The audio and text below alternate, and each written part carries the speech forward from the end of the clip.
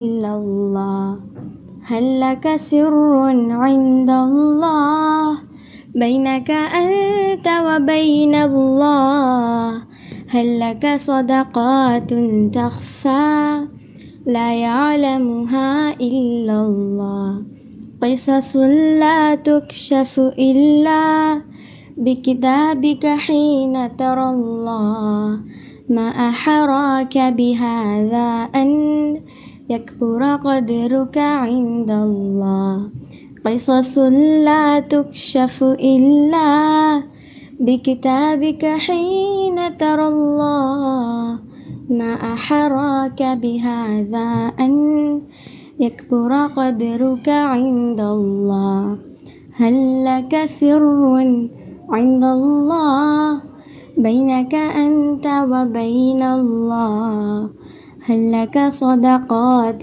تخفى لا يعلمها إلا الله قصص لا تكشف إلا بكتابك حين ترى الله ما أحراك بهذا أن يكبر قدرك عند الله هل لك سر عند الله بينك أنت وبين الله هل لك صدقات تخفى لا يعلمها إلا الله.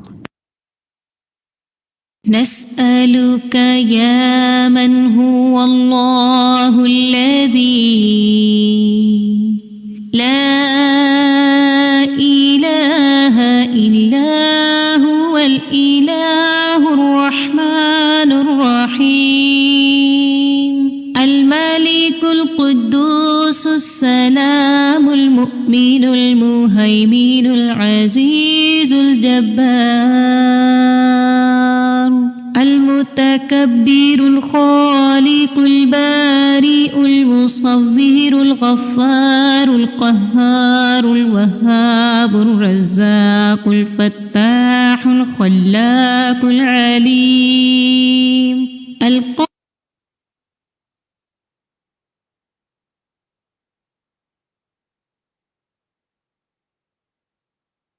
أعوذ بالله من الشيطان الرجيم بسم الله الرحمن الرحيم الحمد لله رب العالمين الرحمن الرحيم مالك يوم الدين إياك نعبد وإياك نستعين اهدنا الصراط المستقيم صراط الذين أنعمت عليهم غير المغضوب عليهم ولا الضالين.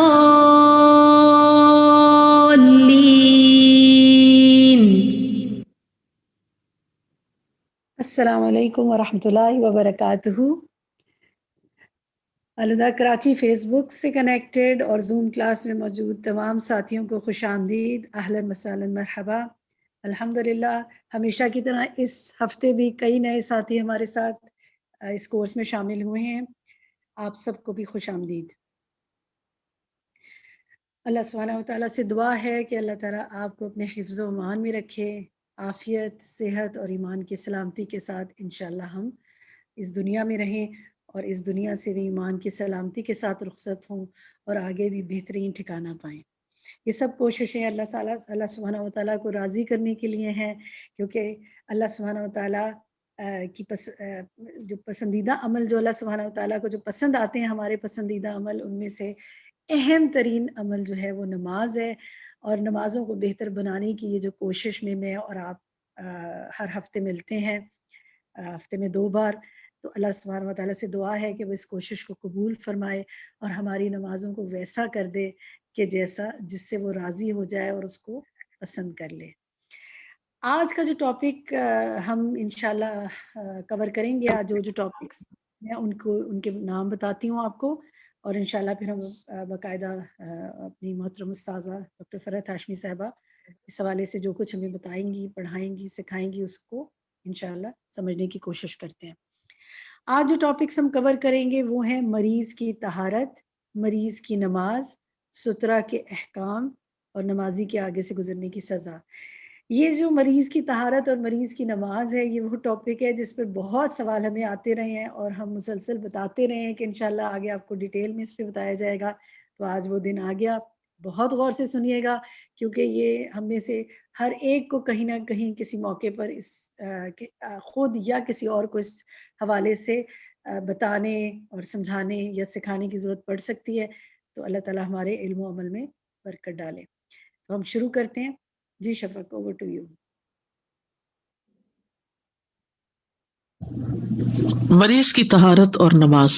دین اسلام آسان دین ہے، ان الدین یسر۔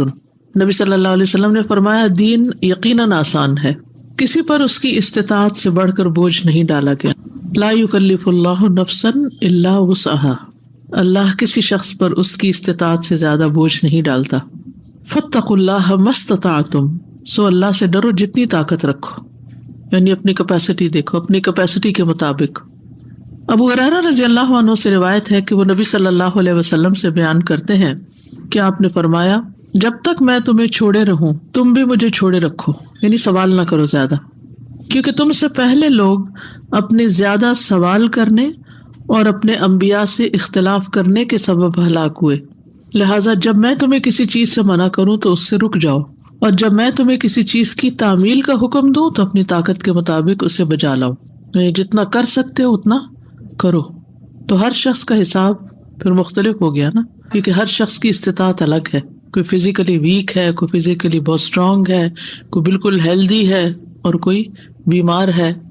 مریض کے جسم اور لباس کی طہارت۔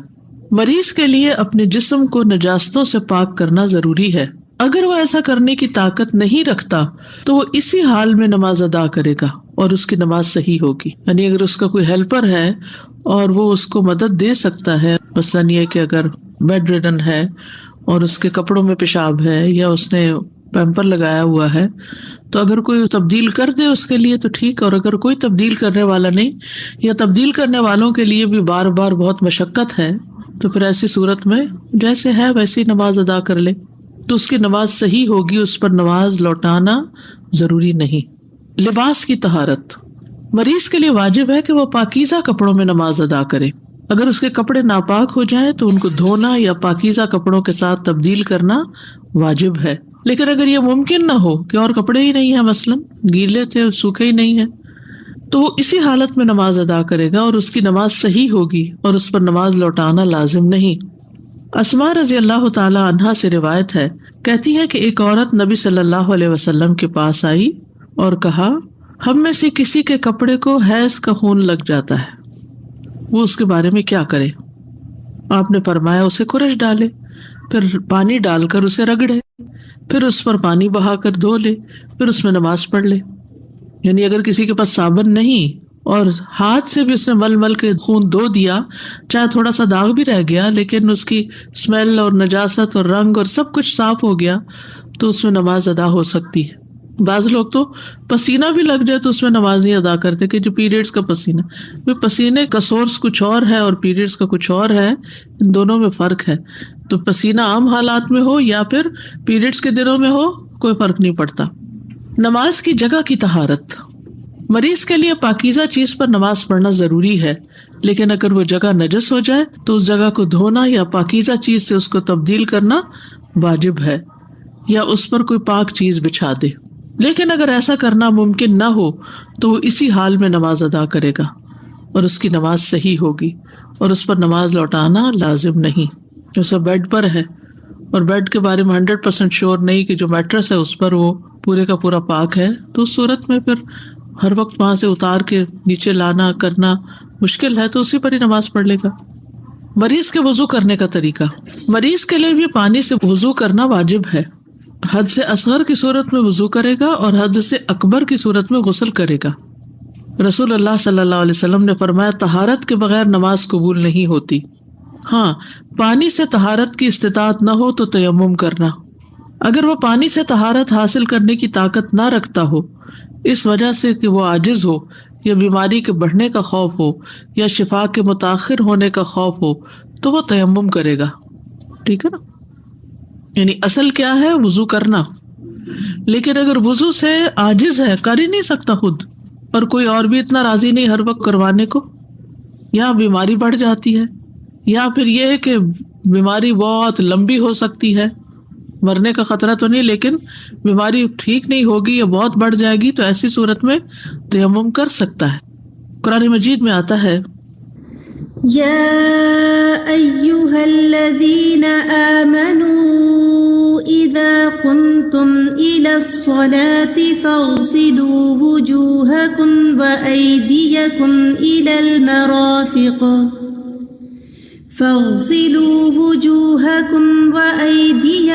إلى المرافق وامسحوا برؤوسكم وأرجلكم إلى الكعبين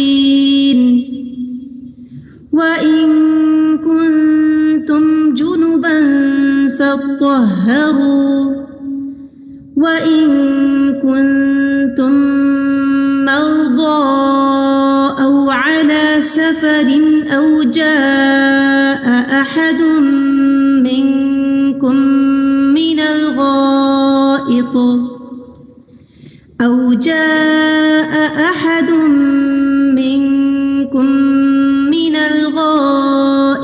أو لامستم النساء فلم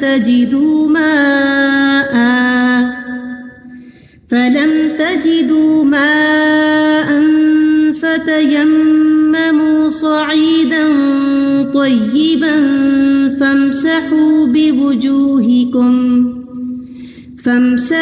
بوجوهكم وأيديكم منه ما يريد الله ليجعل عليكم من حرج ولكن يريد ليطهركم وليتم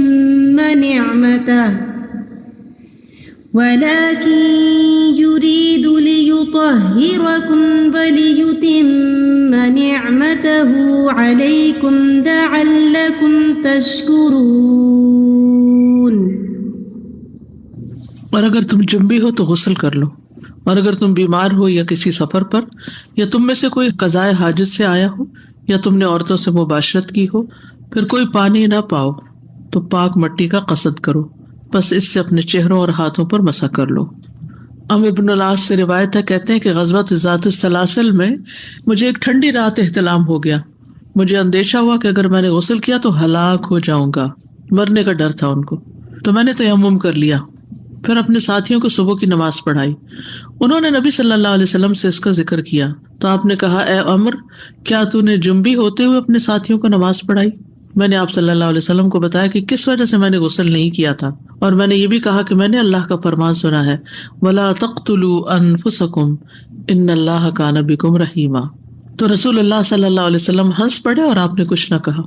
ایک اور موقع پر جب ایک شخص کا سر جو تھا اس میں زخم تھا اور اسے لازماً نہانے کا کہا گیا اور وہ نہایا تو فوت ہو گیا. زخم والے حصے پر وضو کا طریقہ، اگر طہارت کے اعضاء میں سے کسی عضو میں زخم ہو تو وہ اسے پانی کے ساتھ دھوئے گا، لیکن اگر پانی سے دھونا اس کے زخم پر اثر انداز ہوگا تو وہ اس پر ایک بار مسح کر لے گا، پس وہ پانی کے ساتھ اپنے ہاتھ کو گیلا کرے گا اور اس کے اوپر سے گزار دے گا. اگر مسح کرنا بھی اس پر اثر انداز ہوتا ہو تو وہ اس عضو پر تیمم کرے گا. ٹھیک ہے، مثلاً اگر کسی کے کونی کے پاس چوٹ لگی تو اس حصے کو تو وہ مسح کر لے گا اور باقی بازو دھو لے گا. اور اگر مسح بھی گراں ہے کہ وہ پانی اندر کوئی قطرہ چلا جائے گا تو اس صورت میں تیمم کر لے گا اتنے حصے کو. جی اگر تو سمجھے کہ وہ سستی سے چھوڑ دی لگی تو اور بات ہے. بعض اوقات یہ ہوتا ہے کہ اتارے تو خون بہنے لگتا ہے، اس صورت میں تو انسان اس کے اوپر سے ہی دھو لے. لیکن بعض اوقات یہ ہوتا ہے کہ وہ ایک دفعہ لگائی نا تو پھر اتارنے کا ہی نہیں خیال آیا، وہ ٹھیک نہیں.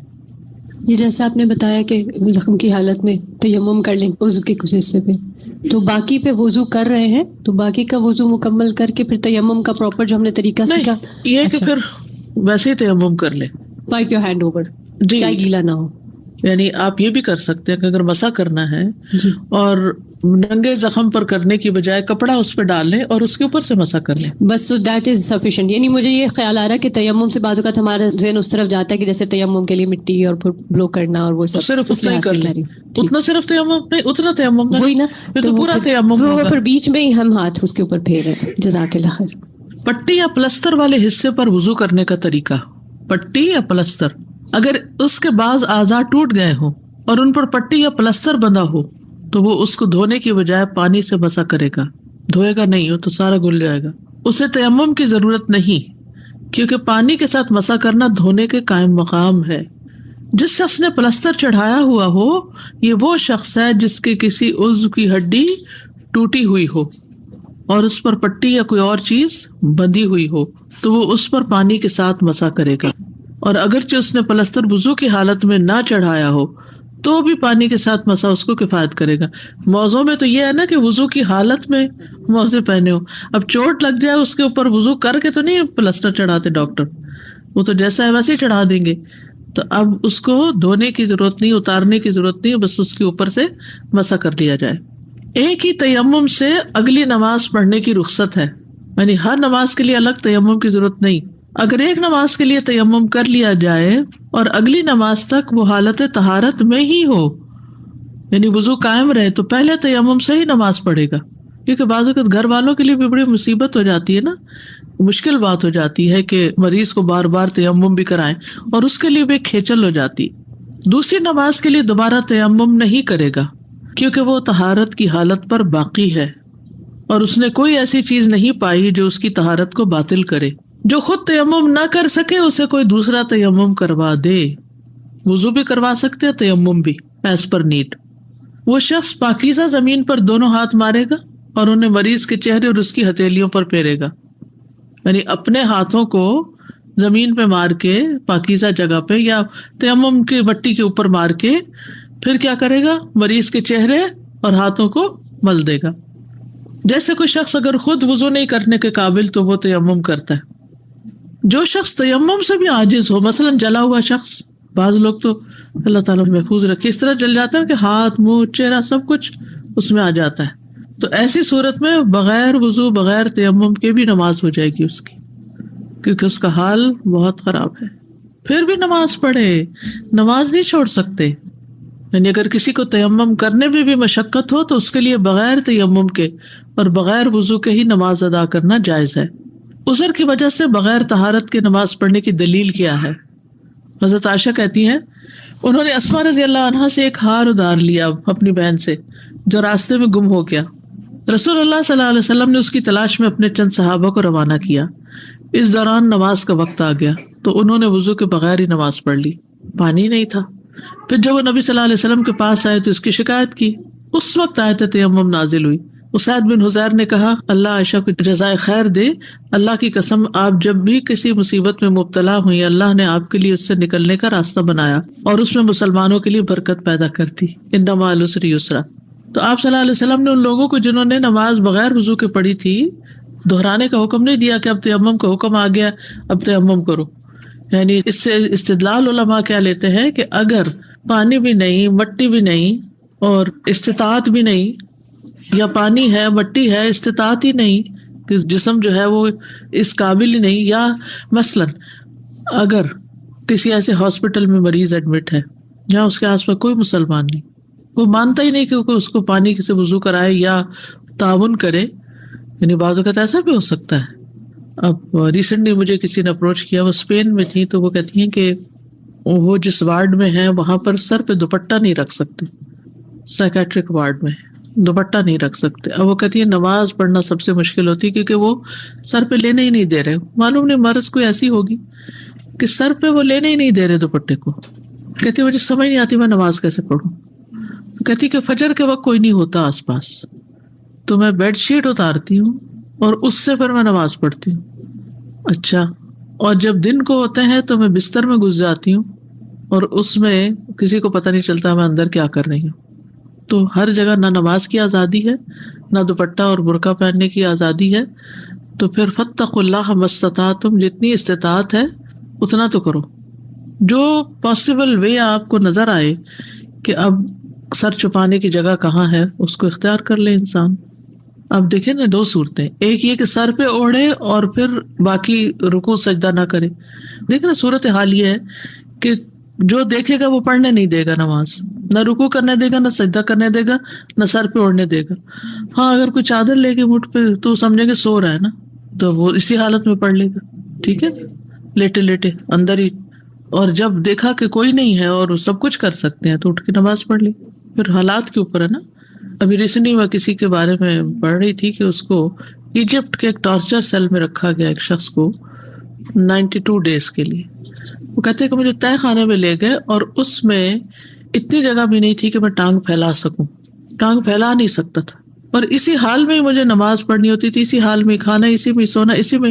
تو اب آپ خود سوچیں کہ اللہ تعالیٰ رحم کرے، اللہ ہر ایک کو دنیا اور آخرت دونوں کی آزمائشوں سے محفوظ رکھے. انسان کو نہیں پتا ہوتا کہ کس وقت اس کے اوپر کیا حالت آ جائے. تو ایسی صورت میں انسان کو یہ تو پتا ہو کہ میں نے اپنی عبادت کیسے کرنی ہے، یہ پتا ہونا چاہیے کہ فاتقوا اللہ ما استطعتم. کھڑے ہونے کی استطاعت نہیں، اور استطاعت ہے لیکن جگہ ہی نہیں کھڑے ہونے کی، تو پھر بیٹھ گئی. جس حال میں ہو، جہاز میں ہے تو پھر کہیں نہ نیچے سجدہ دینے کی جگہ، نہیں تو کرسی پہ ہی بیٹھے بیٹھے پڑھو. قبلے کی رخ نہیں کر سکتے، کہاں سے کریں، کس طرح کریں گے؟ وہ کھڑے نہیں ہونے دیتے. ہر تھوڑی دیر بعد وہ بیلٹ آن ہونے کا سائن لگ جاتا ہے کہ بیلٹ لگاؤ، ٹربولنس ہو گئی ہے. اب آپ نمازیں توڑیں گے بار بار. جو آپ کی استطاعت میں اس طرح آپ کر لیں. مستحاضہ اور سلسلۃ البول کی طہارت، یہ عام طور پہ عورتوں کو مسئلہ رہتا ہے، خصوصاً جب پیریڈز بند ہونے لگتے ہیں یا کچھ، تو کبھی ہوتے ہیں نہیں، کبھی کئی دن جاری رہتے ہیں. حضرت عائشہ سے روایت ہے کہ انہوں نے کہا فاطمہ بنت ابی حبیش نبی صلی اللہ علیہ وسلم کے پاس حاضر ہوئی اور کہنے لگی کہ اے اللہ کے رسول، میں ایسی عورت ہوں کہ اکثر مستحاضہ رہتی ہوں، یعنی میرے پیریڈز بند ہی نہیں ہوتے اور اس کی وجہ سے پاک نہیں ہو سکتی، کیا میں نماز چھوڑ دوں؟ تو رسول اللہ صلی اللہ علیہ وسلم نے فرمایا نہیں، یہ ایک رگ کا خون ہے، حیض نہیں، یعنی اس کا سورس رحم نہیں بلکہ اور چیز ہے، اس کا پیسج اور ہے. پھر جب تمہارے حیض کا وقت آ جائے تو نماز چھوڑ دو، کیونکہ حیض کا خون اس خون سے رنگ شکل بو میں مختلف ہوتا ہے، اور جب وقت گزر جائے تو اپنے بدن اور کپڑوں سے خون دھو کر نماز ادا کرو. ہشام نے کہا میرے والد عروہ بن زبیر نے کہا آپ نے فرمایا پھر ہر نماز کے لیے وضو کرو حتیٰ کہ وہی حیض کا وقت پھر آ جائے. تو اس سے کیا پتہ چلتا ہے کہ مستحاضہ کا جو سبیلین سے خون ہے جو نکل رہا ہے اس پر وضو ہے، اس کے لیے ہر نماز کے لیے تازہ وضو کرے گی لیکن نہائے گی نہیں. زوجہ نبی صلی اللہ علیہ وسلم ام سلمہ سے مروی ہے کہ رسول اللہ صلی اللہ علیہ وسلم کے زمانے میں ایک عورت کو بہت خون آتا تھا، تو اس کے لیے ام سلمہ نے رسول اللہ صلی اللہ علیہ وسلم سے پوچھا تو آپ نے فرمایا اسے چاہیے کہ یہ عارضہ لاحق ہونے سے پہلے مہینے میں حیض کے دنوں اور راتوں کی گنتی کا خیال کرے. یعنی جب یہ بیماری نہیں ہوئی تھی تو اس وقت مہینے میں کتنے دن پیریڈز ہوتے تھے اس کو یاد رکھنا چاہیے. تو آپ اپنی بچیوں کو یہ بتائیں جب پہلے پیریڈ شروع ہونا تو ڈائری منگوا کے کہیں کہ نوٹ کرو کس دن شروع ہوا اور کس دن اینڈ ہو رہا ہے. اگلے مہینے بھی ایسے، اگلے مہینے بھی ایسے، 3 مہینے میں پتہ چل جاتا ہے عادت کیا ہے. تو پھر بہت سے شرعی احکام عادت سے دیکھے جائیں گے کہ عورت کی عادت کتنے دن کی ہے. استحاضہ میں بھی جتنے دن کی عادت ہے اس کے بعد نہاؤ، اور اگر چھوٹا موٹا کوئی اسپاٹ لگتا ہے تو اس کو کنسیڈر نہیں کیا جائے گا. اور ہر ماہ اسی اندازے سے نماز چھوڑ دے، یعنی چاند کی 13 تاریخ کو ہر مہینے ہی پیریڈز ہوتے تھے تو وہ 13 تاریخ کو دیکھتی رہے کہ 13 کب شروع ہو رہی ہے، تو پیریڈز آگے نماز چھوڑ دے. جب یہ دن گزر جائیں تو غسل کر لے اور انڈر ویئر پہن لے اور اس میں نماز پڑھتی رہے، یعنی اپنے پیڈ وغیرہ رکھ کے. ہر نماز کے لیے نیا وضو کرنا. عدی بن ثابت اپنے والد سے اور وہ عدی کے نانا سے وہ نبی صلی اللہ علیہ وسلم سے مستحاضہ کے بارے میں روایت کرتے ہیں کہ اپنے ایام حیض کی نمازیں چھوڑ دے، پھر غسل کرے اور نماز پڑھنا شروع کرے اور ہر نماز کے لیے وضو کیا کرے. ٹھیک ہے، سمجھ آ گئی؟ یہی حال لکوریا کا ہے. چونکہ لکوریا جو ہے وہ سبیلین سے آتا ہے، اگرچہ اس کا سورس وہ نہیں ہے جو منی کا ہے، یعنی کہ ڈفرینٹ جگہ سے آتا ہے، تو وہ اس کا لیکوڈ تو پاک ہے.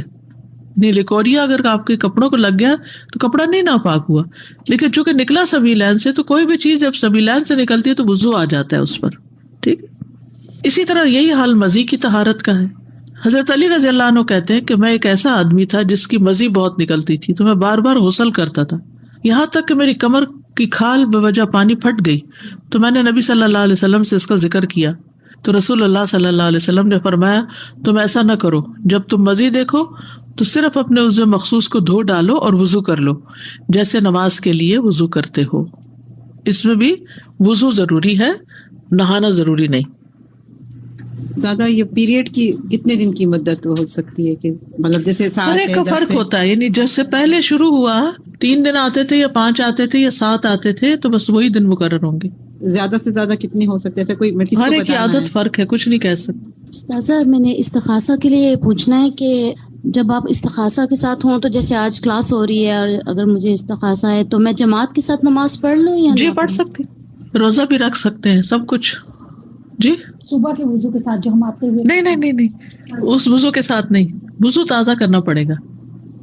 یہی تو بتایا گیا نا کہ ہر نماز سے پہلے کیا کرو؟ جی ہاں، نماز سے پہلے نیا وضو کرنا ہوگا۔ استاذہ لیکوریائی کے حوالے سے ایک سوال ہے کہ نماز سے پہلے آپ نے وضو کر دیا، پر کئی دفعہ نماز کے دوران اگر ہو جائے تو؟ نماز کے دوران چاہے بلیڈنگ ہو، چاہے لیکوریا ہو، چاہے کچھ بھی ہو، ہوتا رہے، سوائے اس کے کہ اگر ونڈ پاس ہو تو پھر وضو ٹوٹ جاتا ہے۔ مسلسل بال بھی یہی ہوتا ہے کہ کچھ لوگوں کو پیشاب کنٹرول نہیں ہوتا بڑی عمر میں، تو وہ پھر ان کا ایک ایک قطرہ قطرہ نکلتا چلا جاتا ہے، تو وہ بھی وضو کر کے نماز شروع کر دے، اور نماز کے بیچ میں جتنا چاہے وہ نکلتا رہے، کنسیڈر نہیں کیا جائے گا۔ ہاں اگلی نماز سے پہلے پھر وضو کرنا ہوگا۔ فرض، سنت، نفل سب کچھ پڑھ سکتے ہیں ایک وضو سے، ایک وقت کی پوری نماز۔ استاذہ اگر کوئی مرض کے دوران پیریڈ شروع ہوئے ختم ہوئے اینڈ غسل نہیں لے سکتے تو پھر کیا کریں؟ غسل کیوں نہیں لے سکتے؟ وجہ کوئی مرض ہے اور ان کی لائک ہاسپٹل میں ایڈمٹ ہے، ہاسپٹل میں تو تیمم کریں گی۔ پیریڈز ختم ہوئے، غسل نہیں کر سکتے کہ بیماری بڑھنے کا ڈر ہے یا ہلاکت کا ڈر ہے، تو پھر تیمم کریں گے، یا ایسی جگہ پر ہے جہاں پانی ہے ہی نہیں، نہانے کا انتظام ہی نہیں۔ سر جو مریض ہے وہ تیمم نہیں کر سکتا ہے تو آپ نے بتایا کہ کوئی اور اسے تیمم کرائے گا، رائٹ؟ تو وہ جو تیمم کرا رہا ہے تو اس سے وضو کی حالت میں ہونا ضروری ہے؟ نہیں، کوئی ضرورت نہیں۔ استاذہ یہ لیکوریا کی جو بات ہو رہی تھی تازہ وضو کرنے کی، تو اس سے پہلے استنجا کرنا بھی ضروری ہے پھر وضو کریں؟ کیونکہ وہ پانی پاک ہے، خشوع کے لیے ضروری ہے۔ اگر پاسبل ہو تو استنجا کر لے انسان، صاف ستھرا اچھے فیلنگ آئے، لیکن اگر کسی وجہ سے نہیں بھی ہو سکتا۔ استاذہ جو ہم نے مریض کے حوالے سے ساری ڈیٹیل دیکھی، اس میں ایک تو سب سے پہلے شوگر کے جذبے آ رہے تھے جی، اور دوسرا وہ جو اسپین والی آپ نے بات بتائی، وہ یہاں پہ ایون یو ایس میں بھی ایک پیشنٹ کا اسی طرح اتفاق ہوا، اس نے اپنا تجربہ بیان کیا کہ وہ اس لیے نہیں لینے دیتے دوپٹہ یا چادر کہ ان کو یہ خوف ہوتا ہے کہیں یہ اپنے گلے میں باندھ کے اور خودکشی نہ کر لے۔ جی ہاں، تو وہ دوپٹہ ان سے لے لیتے ہیں۔ تو میں نے بھی اس سے کہا کہ دوپٹہ اپنے کمرے میں رکھ دو، تو جب وہ نہ ہو تو دوپٹہ نکال کے، تو وہ کہتے نہیں وہ رکھ بھی نہیں سکتے۔ جی ہاں، مطلب ان کو جب ایڈمٹ کیا تو ان سے یہ سب چیزیں ایکسٹرا کوئی بھی ایسی چیز اب سمجھ آئی کہ رکھنے بھی کیوں نہیں دیتے، کہ دوپٹہ رکھنا منع ہے وہاں، لیکن کیپ تو پہن سکتے ہوں گے نا۔ جی آپ دیکھیے، وہ یہی کہہ رہی ہیں کہ ایسی بیماری جس میں مریض کی خودکشی کا ڈر ہو یا کچھ، تو پھر یہ سب چیزیں ریموو کر دیتے ہیں، ورنہ تو منع نہیں کرتے دوپٹہ لینے سے، ہر سائیکو وارڈ میں بھی نہیں، اور ایز پر نیڈ میرا خیال ہے کہ ایسا ہوتا ہے۔ سادہ جی یہ بھی فریکوینٹ سوال آتا ہے کہ یہ لیکوریا اور مستحاضہ والی کا کہ وہ تو سمجھ گئے اپنا کہ نیا اس وقت وضو کر لیا، لیکن ان کے گارمنٹ پہ اگر کوئی اسپاٹ یا کوئی ایسی چیز آ گئی ہے تو کیونکہ وہ چیز خود ناپاک کرنے والی نہیں ہے تو دے کین پرے ان اٹ۔ جی ہاں، حتیٰ کہ منی جو ہے جس سے جو انسان کی پیدائش ہوتی ہے وہ بھی پاک ہے، یعنی کہ اگر کسی کپڑے کو لگی ہوئی ہو تو اسے کھرچ کر صاف کر دینا بھی کافی ہو جاتا ہے۔ مریض اور نماز، حالت خواہ کیسی بھی ہو نماز پڑھنا۔ حسن بصری نے کہا کہ مسلمان اپنے زخموں سے چور ہونے کے باوجود ہمیشہ نماز پڑھتے رہے، زخموں سے خون بہ رہا ہے پھر بھی نماز پڑھتے تھے۔ جابر بن عبداللہ سے بیان کیا جاتا ہے کہ نبی صلی اللہ علیہ وسلم غزوہ ذات الرقاع میں تھے کہ ایک شخص کو تیر لگا، اس میں سے خون بہا، لیکن اس نے رکوع اور سجدہ کیا اور اپنی نماز پڑھتا رہا، یعنی اس نے نماز نہیں چھوڑی۔ حالت مرض میں بھی نماز کی فکر کرنا۔ عبید اللہ بن عبداللہ بن عتبہ سے روایت ہے، انہوں نے کہا کہ میں عائشہ رضی اللہ عنہا کی خدمت میں حاضر ہوا اور عرض کیا، آپ مجھے رسول اللہ صلی اللہ علیہ وسلم کے مرض وفات کے متعلق کچھ بتائیں گی؟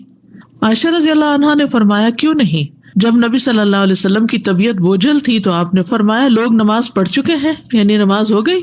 ہم نے عرض کیا نہیں یا رسول اللہ، بلکہ وہ آپ کے منتظر ہیں۔ اس کے بعد آپ نے فرمایا میرے لیے ایک ٹب میں پانی بھر دو۔ حضرت عائشہ فرماتی ہم نے ایسا ہی کیا، چنانچہ آپ نے غسل فرمایا، پھر اٹھنے لگے تاکہ آپ لوگوں کے پاس نکلیں تو بے ہوش ہو گئے۔ جب ہوش آیا تو آپ نے فرمایا کیا لوگ نماز پڑھ چکے ہیں؟ ہم نے عرض کیا نہیں یا رسول اللہ، وہ تو آپ کے منتظر ہیں۔ آپ نے فرمایا میرے لیے ٹب میں پانی رکھ دو۔ حضرت عائشہ کہتی ہے کہ آپ بیٹھ گئے اور غسل فرمایا، پھر جب آپ نے باہر نکلنے کا ارادہ کیا تو بے ہوش ہو گئے۔ اس کے بعد ہوش آیا تو آپ نے فرمایا کیا لوگ نماز پڑھ چکے ہیں؟ ہم نے کہا نہیں یا رسول اللہ، وہ آپ کے منتظر ہیں۔ آپ نے فرمایا میرے لیے ٹب میں پانی رکھ دو۔ ہم نے پانی رکھ دیا تو آپ بیٹھ گئے اور غسل فرمایا، پھر جب آپ اٹھنے لگے تو بے ہوش ہو گئے۔ پھر جب ہوش آیا تو آپ نے پوچھا کیا لوگ نماز پڑھ چکے ہیں؟ ہم نے کہا نہیں یا رسول اللہ، وہ آپ کے منتظر ہیں۔ لوگ عشاء کی نماز کے لیے مسجد میں بیٹھے نبی علیہ السلام کا انتظار کر رہے تھے۔ نبی صلی اللہ علیہ وسلم نے ابو بکر کے پاس ایک آدمی بھیجا اور حکم دیا کہ وہ لوگوں کو نماز پڑھا دیں۔ آپ کا بھیجا ہوا ان کے پاس آیا اور کہا رسول اللہ صلی اللہ علیہ وسلم آپ کو حکم دے رہے ہیں کہ آپ لوگوں کو نماز پڑھائیں۔ ابو بکر چونکہ انتہائی نرم دل انسان تھے تو انہوں نے کہا اے عمر، تم لوگوں کو نماز پڑھا دو۔ عمر رضی اللہ عنہ نے ان سے کہا آپ اس کے زیادہ حقدار ہیں۔ چنانچہ ابو بکر نے ان دنوں لوگوں کو نمازیں پڑھائیں۔ اس کے بعد نبی صلی اللہ علیہ وسلم نے اپنے مرض میں کچھ افاقہ محسوس کیا تو آپ دو آدمیوں کے درمیان سہارا لے کر نماز ظہر کے لیے تشریف لائے۔ ان میں سے ایک عباس رضی اللہ عنہ تھے، دوسرے کون تھے؟ حضرت علی بن ابی طالب۔ اس وقت ابو بکر لوگوں کو نماز پڑھا رہے تھے۔ جب ابو بکر رضی اللہ عنہ نے آپ کو دیکھا تو پیچھے ہٹنے لگے، مگر آپ نے ان کی طرف اشارہ کیا کہ پیچھے نہ ہٹیں۔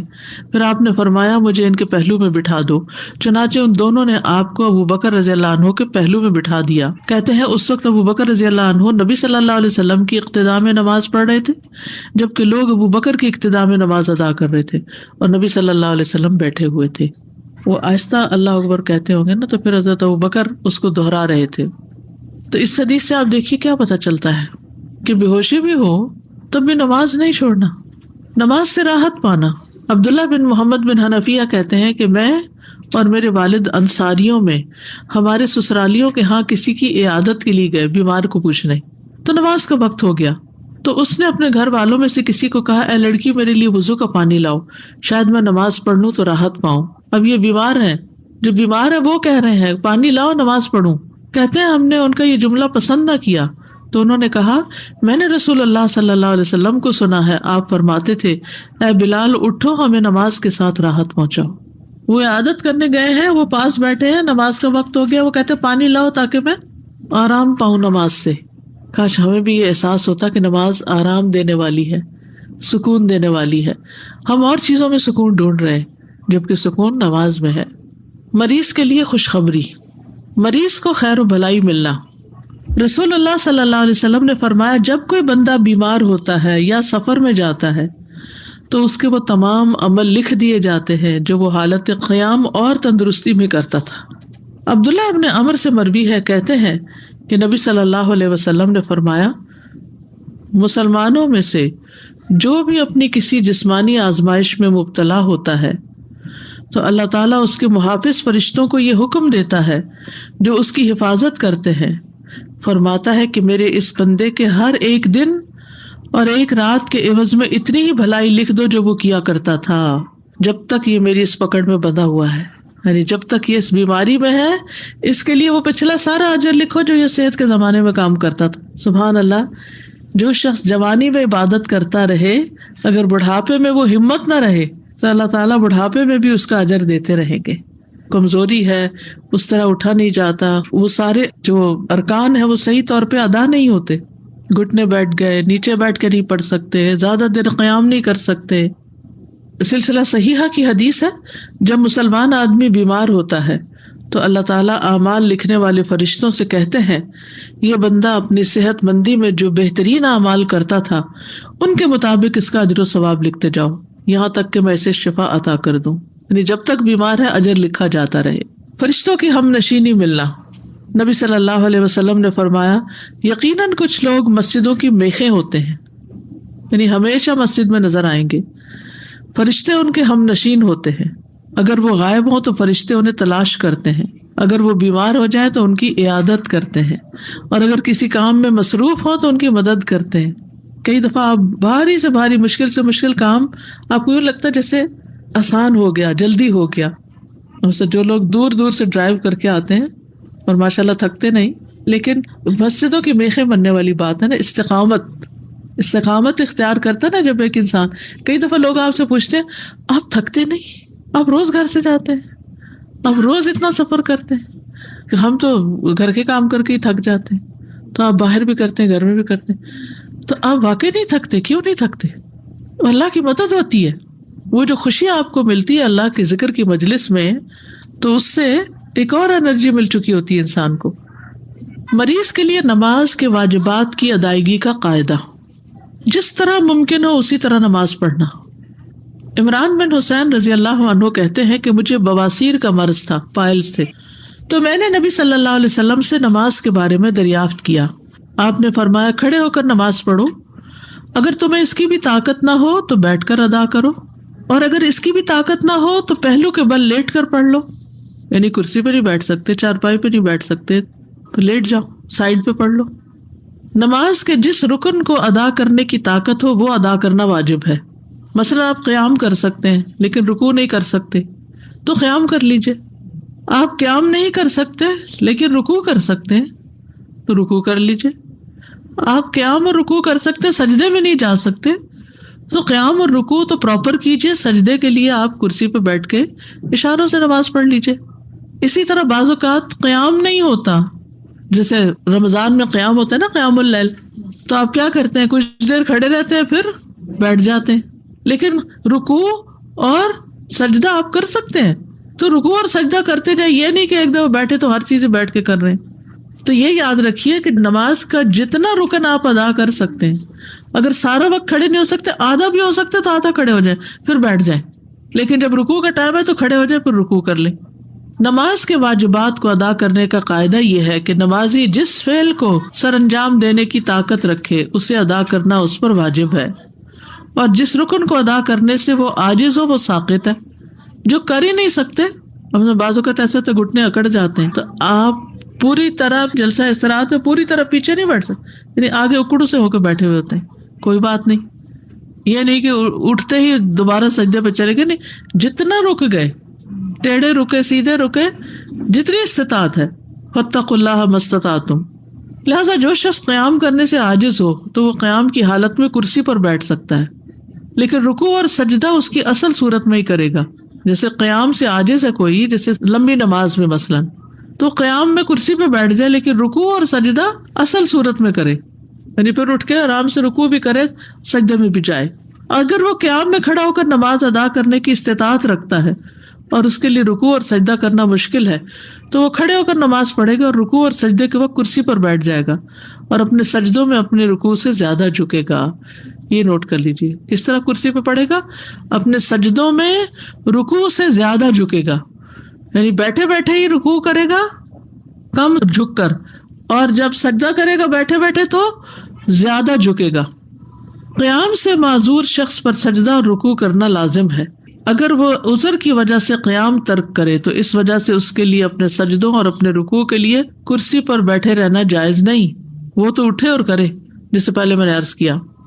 علقمہ بن وقاص سے روایت ہے، انہوں نے کہا میں نے عائشہ رضی اللہ تعالی عنہا سے پوچھا جب رسول اللہ صلی اللہ علیہ وسلم بیٹھ کر 2 رکعتیں پڑھتے تو کیا کرتے تھے؟ جب بیٹھ کے نماز پڑھتے تھے تو کیا کرتے تھے؟ انہوں نے جواب دیا آپ ان میں قرات کرتے رہتے، جب رکوع کرنے کا ارادہ کرتے تو کھڑے ہو جاتے پھر رکوع کرتے تھے، یعنی قیام میں بیٹھ جاتے لیکن رکوع کے وقت پھر کھڑے ہو جاتے. سمجھ آ گئی بات؟ اوکے. سجدہ اور رکوع سے معذور شخص پر قیام کرنا لازم ہے، یعنی اگر کوئی شخص کھڑا تو ہو سکتا ہے لیکن رکوع اور سجدے میں نہیں جا پاتا تو کم از کم قیام ضرور کرے. کچھ لوگ ہوتے ہیں قیام کر سکتے ہیں لیکن وضو کیا، جا کے ڈھک کرسی میں بیٹھ گئے اور وہی سارا پڑھا. نہیں، اگر آپ کھڑے ہو کے کھانا پکا سکتے کچن میں تو نماز میں آ کے کیوں بیٹھ گئے؟ پھر وہ کبھی کہتے ہیں کہ ہمارے لیے بیٹھنا اٹھنا مشکل تو ہے لیکن اجر بھی ہے. صبح فجر کے وقت بیڈ سے بھی تو اٹھتے ہیں نا ہم. پھر اسی طرح یہ ہے کہ کرسی کو پکڑ کے اٹھ جائیں اگر ویسے نہیں اٹھ سکتے. ویسے بھی تو نماز کے لیے ٹیک لگا کے اٹھتے ہیں نا ہاتھوں کی، ٹھیک ہے نا. تو فاتقوا اللہ مستطعتم، جتنی استطاعت ہے اتنا کام کرتے جاؤ. اگر وہ رکوع اور سجدہ اصل صورت میں ادا کرنے سے معذور ہے تو اس وجہ سے اس کا قیام کو چھوڑنا اور حالت قیام میں کرسی پر بیٹھنا جائز نہیں. کچھ قیام بیٹھ کر، کچھ قیام کھڑے ہو کر کرنے کی اجازت ہے. حضرت عائشہ کہتی ہے کہ رسول اللہ صلی اللہ علیہ وسلم بیٹھ کر بھی نماز پڑھتے تھے. آپ بیٹھے ہوئے قرات فرماتے، جب آپ کی قرات سے اتنا حصہ بچ جاتا جتنی 30 یا 40 آیتیں ہوتی ہیں تو آپ کھڑے ہو جاتے اور کھڑے ہو کر ان کی قرات فرماتے، پھر رکوع کرتے، پھر سجدہ کرتے، پھر دوسری رکعت میں بھی ایسا ہی کرتے. سہارا لے کے نماز پڑھنے کی اجازت، کرسی کا سہارا یا پھر کوئی ستون کا سہارا، دیوار کا سہارا. رسول اللہ صلی اللہ علیہ وسلم جب بڑی عمر کے ہو گئے اور جسم کچھ بھاری ہو گیا تو اپنی جائے نماز کے پاس آپ نے ایک ستون بنا لیا، آپ اس کا سہارا لے کر نماز پڑھتے تھے. جو قیام نہ کر سکے وہ بیٹھ کر نماز پڑھ لے، جو قیام نہ کر سکے وہ بیٹھ کے نماز پڑھ لے. حضرت عائشہ سے روایت ہے کہ کچھ لوگ نبی صلی اللہ علیہ وسلم کی آپ کے ایک مرض کے دوران عیادت کرنے آئے، آپ نے انہیں بیٹھ کر نماز پڑھائی. شوکانی کہتے ہیں کہ اگر کوئی شخص کسی عذر کی بنا پر قیام کی استطاعت نہ رکھے تو بیٹھ کر نماز ادا کر لے، اور جو شخص عذر کی بنا پر بیٹھنے سے بھی قاصر ہو وہ پہلو کے بل لیٹ کر نماز ادا کر لے. اگر ٹیک لگا کے کر سکتا تو ٹیک لگا کے کر لے. کچھ ایسے معذور ہو جاتے ہیں نا کہ جو بیٹھ نہیں پاتے، بزرگ ہوتے ہیں، تو ان کو ٹیک لگوا دے. ابن تیمیہ کہتے ہیں کہ مسلمان اس پر متفق ہے اگر نمازی نماز کے بعض واجبات مثلاً قیام یا قرات یا رکوع یا سجود یا سطر چھپانے یا قبلہ رخ ہونے وغیرہ کی ادائیگی سے عاجز ہو تو یہ واجب اس سے ساقط ہو جاتے ہیں. جو کر نہیں سکتا وہ تو ٹھیک ہے، لیکن جو کر سکتا نماز کا کوئی بھی حصہ اس کو کر لیا جائے. یہ بیسک قاعدہ. یہ اگر بات سمجھ آ جائے تو بہت سے سوالوں کا جواب آپ خود بھی دے سکتے ہیں. بیٹھ کر رکوع اور سجدہ کرنے کا طریقہ ابن عمر سے مروی ہے، وہ کہتے ہیں رسول اللہ صلی اللہ علیہ وسلم اپنے ایک بیمار ساتھی کی عیادت کے لیے نکلے، میں بھی آپ کے ساتھ تھا. جب اس کے پاس پہنچے تو کیا دیکھتے کہ وہ ایک لکڑی پر نماز پڑھ رہا ہے اور سجدہ کرتے وقت اپنی پیشانی اس پر ٹیکتا ہے. آپ صلی اللہ علیہ وسلم نے اس کی طرف اشارہ کیا تو اس نے لکڑی کو پھینک دیا اور اس نے تکیہ پکڑ لیا. تو رسول اللہ صلی اللہ علیہ وسلم نے فرمایا اس کو بھی ہٹا دو، یعنی تکیے کو. اگر تم استطاعت رکھتے تو زمین پر سجدہ کرو، نہیں رکھتے تو اشارے سے پڑھو اور اپنے سجدوں کو اپنے رکوع سے زیادہ جھکاؤ. یعنی تکیے، تختے، کسی چیز پہ پڑھنے کی ضرورت نہیں، ٹیبل پہ کسی بھی چیز پہ سر رکھنے کی ضرورت نہیں. اور یہ حدیث یاد رکھیے. عبدالعزیز بن باز کہتے ہیں کہ زمین یا کرسی پر بیٹھ کر نماز ادا کرنے کے لیے واجب ہے کہ وہ سجدہ کرتے وقت اپنے رکوع سے زیادہ جھکے، بس یہ یاد رکھیے. لیکن سجدے کی حالت میں اس کے لیے واجب ہے کہ اگر استطاعت ہو تو زمین پر ہاتھ رکھے اور رکوع میں دونوں گھٹنوں پر، یعنی جیسے نیچے بیٹھ کے کوئی پڑھ رہا ہے تو رکوع کے وقت کیا کرے، گھٹنوں پر ہاتھ رکھ لے، اور سجدے کے وقت کیا کرے، زمین پر ہاتھ رکھ لے. لیکن نہ کوئی لکڑی اور بینچ اور یہ کچھ بھی رکھنے کی ضرورت نہیں. اگر زمین تک نہیں جاتا تو جہاں تک ہاتھ انگلیاں لگتی ہیں تو اتنی لگا لے تاکہ رکوع اور سجدے میں اشارے میں فرق ہو. لیکن اگر استطاعت نہ ہو تو اپنے ہاتھ گھٹنوں پر ہی رکھے، جیسا کہ نبی صلی اللہ علیہ وسلم سے ثابت ہے کہ مجھے 7 ہڈیوں پر سجدہ کرنے کا حکم دیا گیا ہے. پیشانی، اور آپ نے ناک کی طرف اشارہ کیا، دونوں ہاتھ، دونوں گھٹنے اور پاؤں کی انگلیاں. اور جو شخص ایسا کرنے سے عاجز ہو اور کرسی پر بیٹھ کر نماز ادا کرے تو اس میں کوئی حرج نہیں. یعنی زمین پہ نہیں بیٹھ سکتا تو کیا کرے، کرسی میں بیٹھ جائے. فاتقوا اللہ ما استطعتم. نبی صلی اللہ علیہ وسلم نے فرمایا اذا امرتکم بامر فاتوا منہ ما استطعتم. جب میں تمہیں کسی چیز کا حکم دوں تو تم اپنی استطاعت کے مطابق اس پر عمل کرو. رکوع اور سجود میں کمر جھکانے کا طریقہ. اگر کوئی شخص کمر جھکا ہی نہیں سکتا، بعض لوگوں کی بیک کی سرجری ہوتی ہے، جھکا ہی نہیں سکتے، تو وہ سر جھکا لے، گردن ہی جھکا لے. اور اگر اس کی کمان کی طرح پہلے سے ہی دوہری ہو تو ایسا لگتا ہے کہ رکوع کی حالت میں ہے تو جب وہ رکوع کا ارادہ کرے تو تھوڑا اور جھکے. بعض لوگوں کا کب نکل جاتا ہے نا، کبڑا جیسے ہوتا ہے، اس کی کمر پہلے ہی ایسے ہے تو وہ کیا کرے، تھوڑا سا اور سر جھکا لے. پھر سجدے کی حالت میں جتنا اس کے لیے ممکن ہو اپنے چہرے کو زمین کی طرف اور زیادہ قریب کرے، جتنا ممکن ہو نیچے تک جائے سجدے میں. یاد رکھیے کرسی پر بھی بیٹھے ہوئے جتنا آپ جھک سکیں جھکتے جائیں. اب صف میں کرسی رکھنے کا طریقہ. کرسی کو صف میں رکھنے کے متعلق علماء نے بیان کیا کہ جو شخص بیٹھ کر نماز ادا کرتا ہے اس کے لیے اس کی پشت معتبر ہوگی، چنانچہ نہ تو وہ صف سے آگے ہو نہ پیچھے ہو. مقعد وہ حصہ ہے جس پر جسم کا انحصار ہے، یعنی کرسی اس طرح رکھے کہ لائن میں اس کے کندھے دوسروں کے ساتھ لگ رہے ہوں، پاؤں نہیں، کیا رکھے؟ کندھے، سر یہ برابر ہونا چاہیے. اس لیے اگر نمازی ابتدا سے اختتام تک کرسی پر بیٹھ کر نماز ادا کرے گا، یعنی اول سے آخر بیٹھا ہی ہے، جیسے بہت سے بزرگ ہوتے ہیں نا، وہ کھڑے ہی نہیں ہوتے، بیٹھا ہی بیٹھا ہے، تو وہ اپنے بیٹھنے والی جگہ کو صف کے برابر کر دے گا، یعنی یہ جگہ صف کے برابر ہو جائے گی اور پاؤں کہاں ہوں گے؟ آگے نکلے ہوئے ہوں گے. اور اگر وہ کھڑا ہو کر نماز ادا کرے گا اور صرف رکوع سجدے کے وقت کرسی پر بیٹھے گا تو اس میں کھڑا ہوتے وقت صف میں برابر کھڑا ہوگا، کرسی پیچھے جائے گی، پھر کرسیاں الگ رکھی جائیں گی تاکہ وہ دوسروں کے لیے تکلیف کا باعث نہ بنے. عین بیچ میں کرسی نہیں رکھے کہ پیچھے والا کیا کرے گا، اور کرسی بھی ایسی ہے جو آگے پیچھے ہو سکتی ہو. کامن سینس ہے بالکل. اپنی پوری کوشش کے ساتھ جتنا کر سکتے ہو کر لو. انسان کو خوب پتا ہوتا ہے. جی بالکل. اور پھر اس کو یہ بھی پتا ہوتا ہے کہ یہاں میں نے کیا تو پیچھے والے کا کیا ہوگا، مجھے سائڈ پہ چلے جانا چاہیے جہاں پیچھے والے کو تکلیف نہ ہو.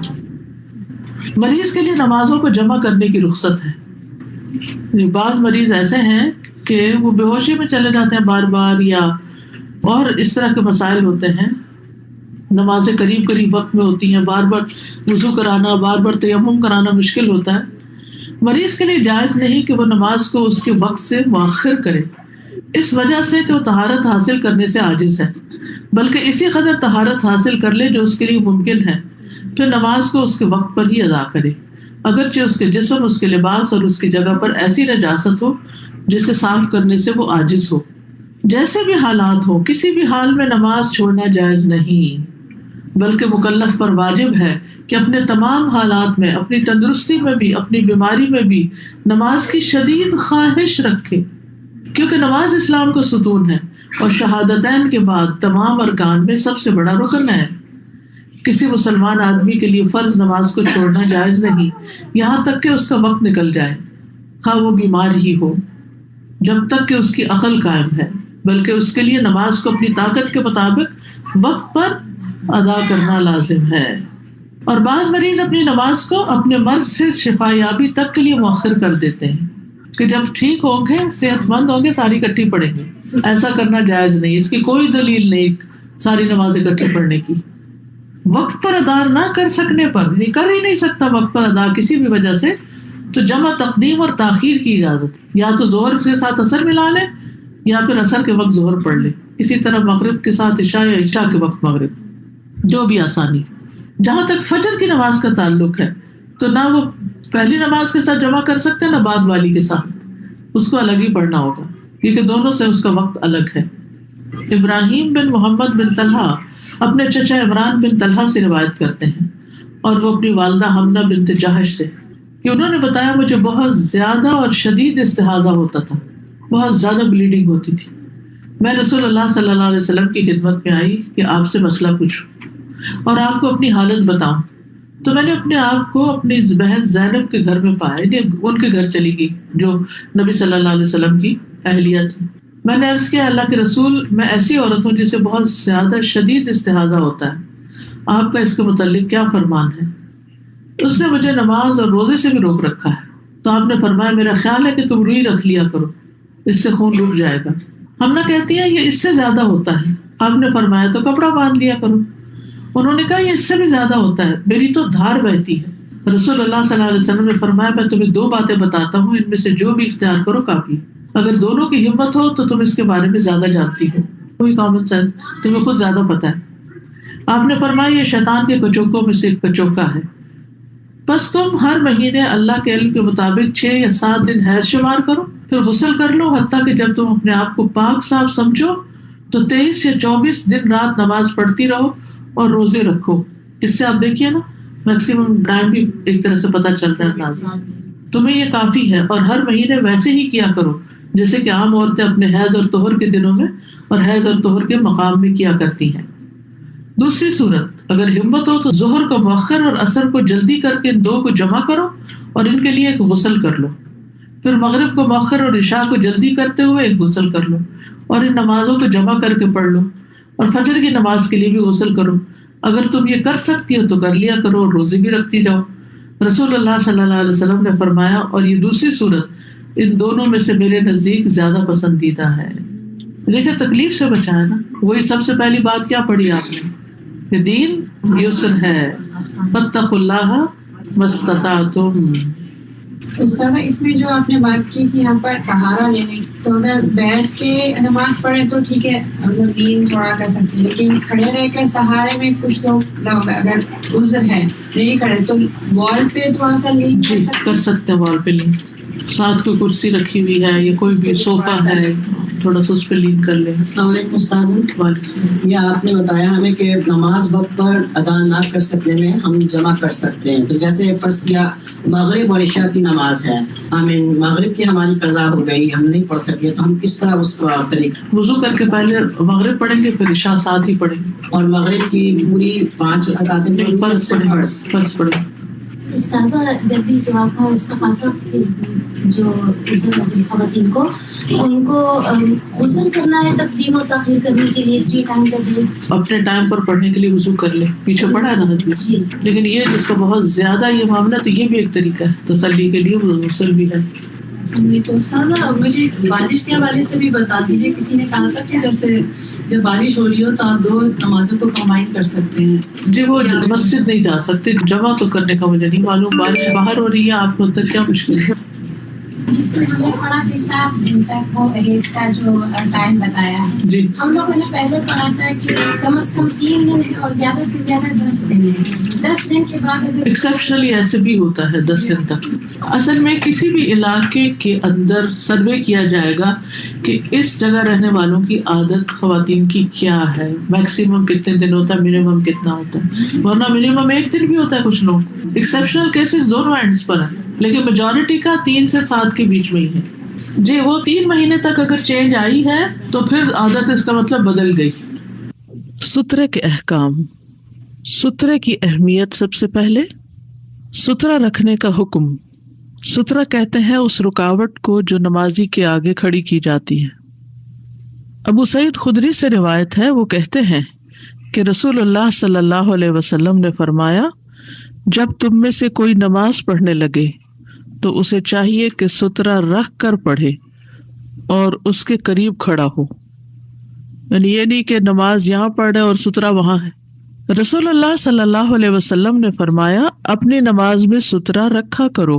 اور ایک روایت میں ہے کہ تم میں سے ہر ایک اپنی نماز میں سترہ رکھے اگرچہ وہ تیر ہی ہو. سترہ کیوں رکھا جائے؟ اس لیے کہ سترہ شیطان کو روکتا ہے. رسول اللہ صلی اللہ علیہ وسلم نے فرمایا جب کوئی آدمی سترہ سامنے رکھ کر نماز پڑھے تو اس کے قریب کھڑا ہو، اس طرح شیطان آدمی اور اس کے سترے کے درمیان سے نہیں گزرے گا. نبی صلی اللہ علیہ وسلم کا کھلے میدان میں بھی سترہ رکھنے کا خیال کرنا.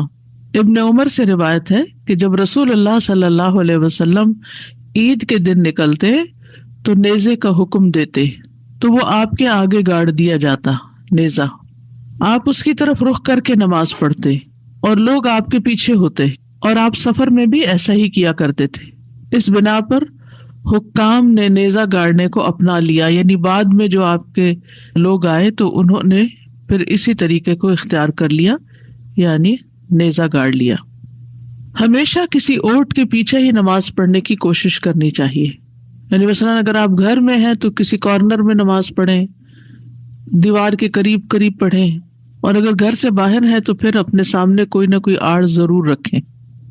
یزید بن ابی عبید سے روایت ہے، انہوں نے کہا کہ میں سلمہ بن اکوا کے ساتھ مسجد نبوی میں آیا کرتا تھا. وہ ہمیشہ اس ستون کے سامنے نماز پڑھتے جہاں مصحف رکھا ہوتا تھا. میں نے ان سے کہا اے ابو مسلم، تم اس ستون کے قریب ہی نماز پڑھنے کی کوشش کیوں کرتے ہو؟ انہوں نے فرمایا میں نے نبی صلی اللہ علیہ وسلم کو دیکھا ہے کہ وہ بھی اسی ستون کے پاس نماز پڑھنے کی کوشش کیا کرتے تھے، تو یعنی آپ کی پیروی میں میں ایسا کرتا ہوں. گھر میں اکیلے نماز پڑھنے والا بھی سترے کا خیال رکھے. شیخ ابن عثیمین سے سوال کیا گیا کہ جب میں اکیلا نماز پڑھ رہا ہوں اور گھر میں میرے پاس کوئی بھی موجود نہ ہو، یعنی کوئی نمازی نہ ہو، تو کیا میں اپنے اور اپنے گزرنے والے کے درمیان سترہ رکھوں؟ یعنی کوئی اور نہیں ہے میں امام نہیں ہوں, ویسے ہی اپنے اکیلے ہی نماز پڑھ رہا ہوں. تو انہوں نے جواب دیا, جب انسان گھر میں یا جنگل میں اکیلا ہو اور اس کو اس بات کا خوف نہ ہو کہ کوئی بھی اس کے سامنے سے گزرے گا, تو یعنی علماء نے اس میں اختلاف کیا ہے کہ اس وقت سترہ رکھنا مسنون ہے یا نہیں, اور راجح بات یہی ہے کہ وہ سترہ رکھے گا اگرچہ اسے کسی گزرنے والے کا خوف نہ ہو, کیونکہ سترہ رکھنے کے فائدوں میں سے یہ ہے کہ سترہ نظر کو دائیں بائیں گھمانے سے روکتا ہے. تو گویا سترہ ایک ذریعہ ہے نماز میں خشوع پیدا کرنے کا, نمازی کو فوکس کرنے کا کہ یہ تمہاری حد ہے, اس سے آگے نہیں دیکھو, اس کے آگے نہیں جاؤ. اب سترے کی مقدار کتنی ہو, کتنا بڑا ہو, وہ صحیح مسلم کی روایت میں آتا ہے کہ پالان کی پچھلی لکڑی کے مثل. اگر آپ کبھی اونٹ کے اوپر ہودج رکھا ہوا دیکھیں تو پیچھے درمیان میں بیلنس کرنے کے لیے وہ ایک لکڑی سی رکھی ہوئی ہوتی ہے جس کے ساتھ ہلکی سی ٹیک بھی لگ سکتی ہے, تو اس لکڑی کے برابر. یہ لکڑی عموماً اتنی ہوتی ہے, ایک ہاتھ کے برابر, کونی سے لے کے بڑی انگلی تک یہاں بیچ میں. ٹھیک ہے. ابو ذر غفاری رضی اللہ عنہ سے روایت ہے, انہوں نے کہا کہ رسول اللہ صلی اللہ علیہ وسلم نے فرمایا, جب تم میں سے کوئی نماز کے لیے کھڑا ہو پھر اس کے سامنے پالان کی پچھلی لکڑی کے برابر کوئی چیز ہوگی تو وہ اسے سترہ مہیا کرے گی, اور اگر اس کے سامنے پالان کی پچھلی لکڑی کے برابر کوئی چیز نہ ہو تو گدھا, عورت اور سیاہ کتا اس کی نماز کو قطع کر دیں گے, یعنی نماز ختم کر دیں گے اس کی, کیونکہ یہ تینوں چیزیں انسان کی توجہ اپنی طرف لے جاتی ہیں. میں نے کہا ابو ذر, سیاہ کتے کی لال کتے یا زرد کتے سے تخصیص کیوں ہے؟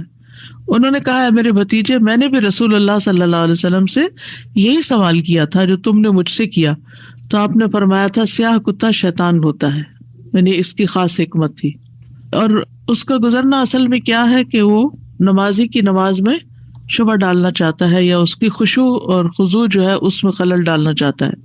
سترے کی لمبائی, امام نووی کہتے ہیں کہ حدیث میں نمازی کو اپنے آگے سترہ رکھنے کا کہا گیا ہے, اور اس چیز کا بیان ہے کہ سترے کی کم از کم مقدار پالان کی لکڑی ہے اور وہ بازو کی ہڈی جتنی ہوتی ہے, یعنی کونی تک. ابن قدامہ رحمہ اللہ کہتے ہیں سترے کی لمبائی 1 ذراع یا اس جیسی مقدار ہے. امام احمد سے مروی ہے کہ وہ ذراع کی ہڈی کی مقدار ہے.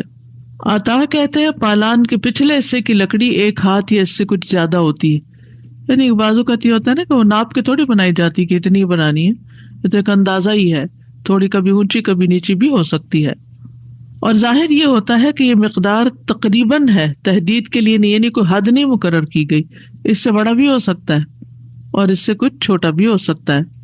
اس لیے کہ نبی صلی اللہ علیہ وسلم نے پالان کی پچھلی لکڑی کو مقدار بنایا ہے, اور پالان کی پچھلی لکڑی لمبے اور چھوٹے ہونے میں مختلف ہوتی ہے. کیا ہوتی ہے؟ مختلف ہوتی ہے. کبھی وہ 1 ذراع ہوتی ہے اور کبھی اس سے چھوٹی. تو جو اس ذراع کے قریب قریب ہو اسے سترہ بنایا جا سکتا ہے. ذراع سے کیا مراد ہے؟ ذراع سے مراد کوہنی سے لے کر درمیانی انگلی تک کا حصہ ہے. کوہنی سے لے کے درمیانی انگلی تک کا, مڈل فنگر تک کا حصہ ہے. شیخ وہبہ الزہیلی حفظہ اللہ کہتے ہیں کہ فقہی اعتبار سے جو ذراع مقصود ہے وہ ہاشمی ذراع ہے جو 61.2 سینٹی میٹر ہے, یعنی بنو ہاشم قبیلے کے لوگوں کی اوسط قامت کے مطابق. یعنی مراد اس سے یہ ہے کہ ان کے قد و کاٹ ذرا مختلف تھے باقی قبائل کی نسبت, تو اس کی طرف اشارہ ہے. کچھ نہ ملنے پر کسی چھوٹی چیز کو سترہ بنانا, یعنی اگر آپ کے پاس اتنی چیز نہیں ہے تو پھر آپ کیا کریں, جو بھی ملے پھر وہ رکھیں. سفیان ابن عیینہ کہتے ہیں کہ میں نے شریک کو دیکھا کہ انہوں نے ہمیں ایک جنازے کے اجتماع میں عصر کی نماز پڑھائی تو اپنے سامنے اپنی ٹوپی رکھ لی.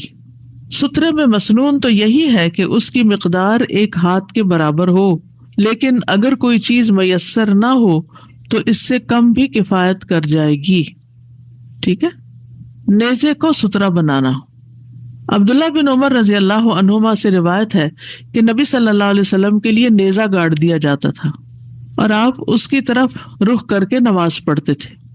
عون بن ابی جحیفہ سے روایت ہے, کہتے ہیں میں نے اپنے والد سے سنا, انہوں نے کہا رسول اللہ صلی اللہ علیہ وسلم دوپہر کے وقت ہمارے پاس تشریف لائے تو آپ کے لیے وضو کا پانی لایا گیا. آپ نے وضو کیا اور ہمیں ظہر اور عصر کی نماز پڑھائی جبکہ آپ کے سامنے چھوٹا نیزہ تھا. عورتیں اور گدھے نیزے کے آگے سے گزر رہے تھے. یہ دو باتیں اس لیے کی گئی کہ پچھلی حدیث سے کیا پتہ چلتا ہے کہ اگر عورت مرد مصلی کے آگے سے گزرے تو اس کی نماز ٹوٹ جاتی، لیکن اگر سترا رکھا ہوا ہو اور اس کے پار سے گزر رہی ہیں عورتیں اپنے کام کاج سے آ رہی ہیں جا رہی ہیں، اگر باہر ہے گھر کے مثلا رستے میں ہے، کسی سڑک پر ہے، کسی پارک میں ہے، یا پھر یہ کہ گھر کے اندر بھی خواتین ہیں، تو ایسی صورت میں اگر سترا رکھا ہوا ہو تو کوئی بھی گزر سکتا ہے، اس سے نماز میں خلل نہیں آئے گا. سواری کو سترا بنانا. ابن عمر رضی اللہ عنہما سے روایت ہے کہ نبی صلی اللہ علیہ وسلم بوقت ضرورت اپنی سواری کو سامنے کر کے بٹھا لیتے اور اس کی طرف منہ کر کے نماز پڑھتے. نافع سے مروی ہے کہ وہ ابن عمر رضی اللہ عنہما سے روایت کرتے ہیں کہ نبی صلی اللہ علیہ وسلم اپنی سواری کو چوڑائی میں بٹھا دیتے پھر اس کی طرف منہ کر کے نماز پڑھتے. نافع کہتے میں نے کہا یہ بتائیے کہ اگر سواری کے اونٹ اپنی جگہ سے اٹھ جاتے، جس کو بٹھایا ہوا اٹھ ہی گیا، تو آپ کیا کرتے تھے؟ ابن عمر نے فرمایا صورت میں آپ پالان کو اپنے سامنے کھڑا کر لیتے، اس کی پچھلی لکڑی کی طرف رخ کر کے نماز پڑھتے. ابن عمر بھی ایسا ہی کیا کرتے تھے. انسان کو سترا بنانا. کبھی ایسا ہوتا ہے نا کہ آپ کو کہیں سے لازماً گزرنا ہوتا ہے، تو اب آپ دو لوگ ہیں تو آپ ایک کو سترا بنا لے اور دوسرا گزر جائے. جب دوسرا گزر جائے تو پھر پہلا بھی وہاں سے ہٹ جائے. اس میں کوئی حرج نہیں کہ نمازی آدمی کسی نماز پڑھنے والے کو یا بیٹھے ہوئے کو یا لیٹے ہوئے شخص کو اپنا سترا بنا لے. بیٹھے ہوئے اس طرح جیسے آپ نے مسجد میں نماز پڑھی، فرض پڑھنے کے بعد اگلی صف والا شخص تو بیٹھ کے کیا پڑھ رہا ہے؟ اذکار کر رہا ہے، اور پچھلے نے سنتیں شروع کر دی. تو اب آپ اذکار والے کے پیچھے سے نہیں گزریں گے، آگے سے گزر جائیں گے. وہ اذکار والا جو ہے وہ سنت پڑھنے والے کے لیے سترا بنا ہوا ہے. ٹھیک ہے. اسی طرح اگر کوئی لیٹا ہوا ہے تو اس لیٹے ہوئے کے پار سے گزریے، نمازی کی طرف سے نہیں، اس کے دوسری طرف سے گزر کے جائیے. یعنی اس میں کوئی حرج نہیں کہ نمازی آدمی کسی نماز پڑھنے والے کو یا بیٹھے ہوئے کو یا لیٹے ہوئے شخص کو اپنا سترا بنا لے، کیونکہ سترے کا مقصد یہ ہے کہ نمازی کے آگے سے گزرنے سے روکا جائے اور نگاہ کی بھی حفاظت کی جائے. کیونکہ جب انسان بہت سی ایکٹیویٹی اپنے سامنے دیکھتا ہے نا، کوئی آ رہا ہے کوئی جا رہا ہے، تو ادھر گیا تو اس کے پیچھے خیال چلا گیا، ادھر کوئی گزرا، کوئی کچھ کھا رہا ہے، کوئی بچہ آ گیا، کوئی کچھ، تو انسان کی توجہ نماز میں نہیں رہتی. لیکن جب ایک رکاوٹ اس نے کھڑی کی ہوئی ہے تو اس کا مطلب یہ کہ میری یہ لمٹ ہے، اس کے آگے مجھے نہیں دیکھنا. نبی صلی اللہ علیہ وسلم کی زوجہ عائشہ رضی اللہ عنہا سے مروی ہے، کہتی ہے کہ میں رسول اللہ صلی اللہ علیہ وسلم کے سامنے سویا کرتی اور میرے دونوں پاؤں آپ کے قبلے کی جانب ہوتے. جب آپ سجدہ کرتے تو مجھے چھوتے، میں اپنے پاؤں سمیٹ لیتی تھی. پھر جب آپ کھڑے ہوتے تو میں انہیں پھیلا دیتی تھی، کیونکہ وہ اسی جگہ آپ سجدہ کرتے تھے. عائشہ کہتی ہیں رضی اللہ تعالیٰ عنہا کہ اس وقت گھروں میں چراغ نہیں ہوتے تھے، تو اس لیے آپ کو چھو کے مجھے ہٹانا پڑتا تھا. نافع سے مروی ہے کہ ابن عمر کو جب مسجد کے ستونوں میں سے کسی ستون کی طرف جانے کا راستہ نہ ملتا تو وہ کسی شخص کو کہتے اپنی پشت میری طرف کر لو، اور اس کے پیچھے پھر نماز پڑھتے تھے. یعنی اگر کوئی چیز نہیں ہے، عموماً تو صحابہ جو ہی اذان ہوتی تو ستونوں کی طرف دوڑتے تھے اور ان کے پیچھے اذان اور اقامت کے بیچ کے جو نوافل ہوتے ہیں وہ پڑھتے تھے. لیکن اگر کوئی جگہ نہیں رہی تو پھر انسان کسی آگے والے انسان کو ہی اپنا سترا سمجھ لے. اب سوال یہ پیدا ہوتا ہے کہ نمازی اور سترے کے بیچ میں کتنا فاصلہ ہونا چاہیے. سہل بن سعد رضی اللہ عنہ سے روایت ہے، کہتے ہیں کہ رسول اللہ صلی اللہ علیہ وسلم کی جائے نماز اور دیوار کے درمیان اس قدر فاصلہ ہوتا کہ بکری گزر سکتی تھی. یعنی ایک شخص سجدے میں ہے اور اس کے آگے سے بکری گزر سکتی ہے، اس کے پار سترا ہوگا. یعنی بالکل سر کے ساتھ سترا نہیں ہوگا، تھوڑے فاصلے پر ہوگا، ذرا سا آگے. یعنی نمازی جب سجدہ کرے تو سجدے کے آگے سے بکری گزر سکے، اس کے بعد سترا رکھا جائے.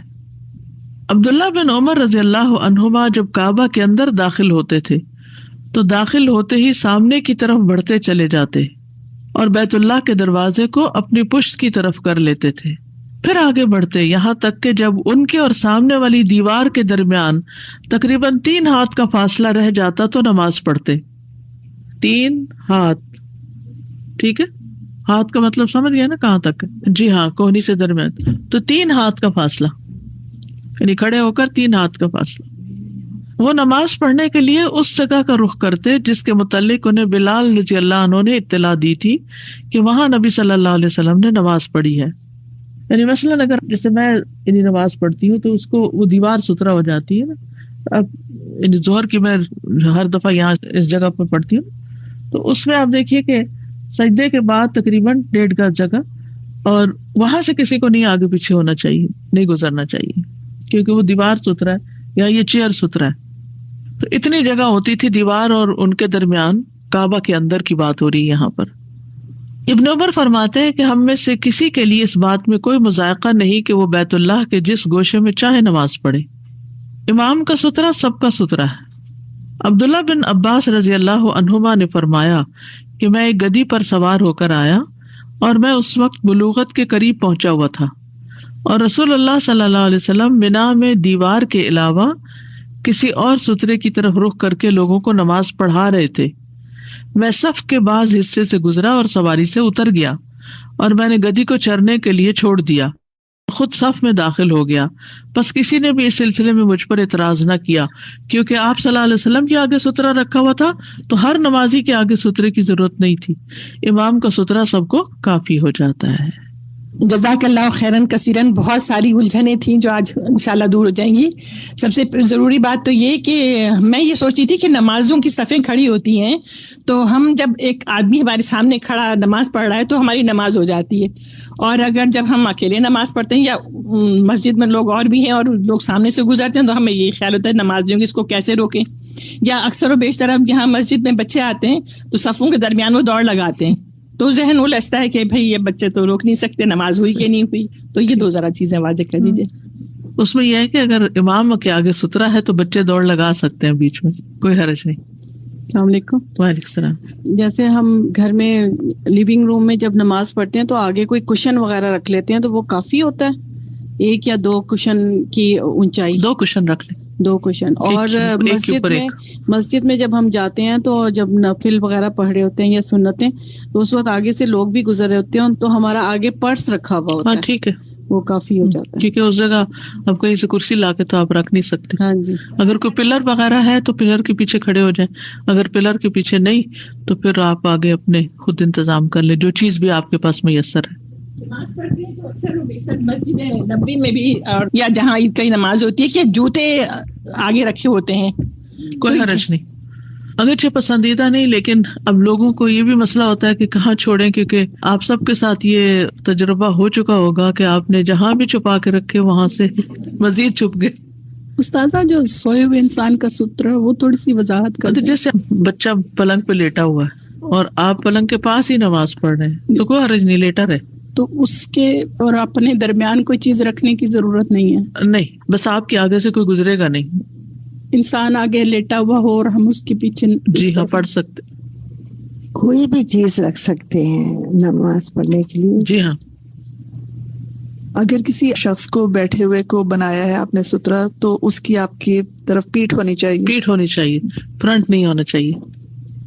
السلام علیکم استاذہ جی.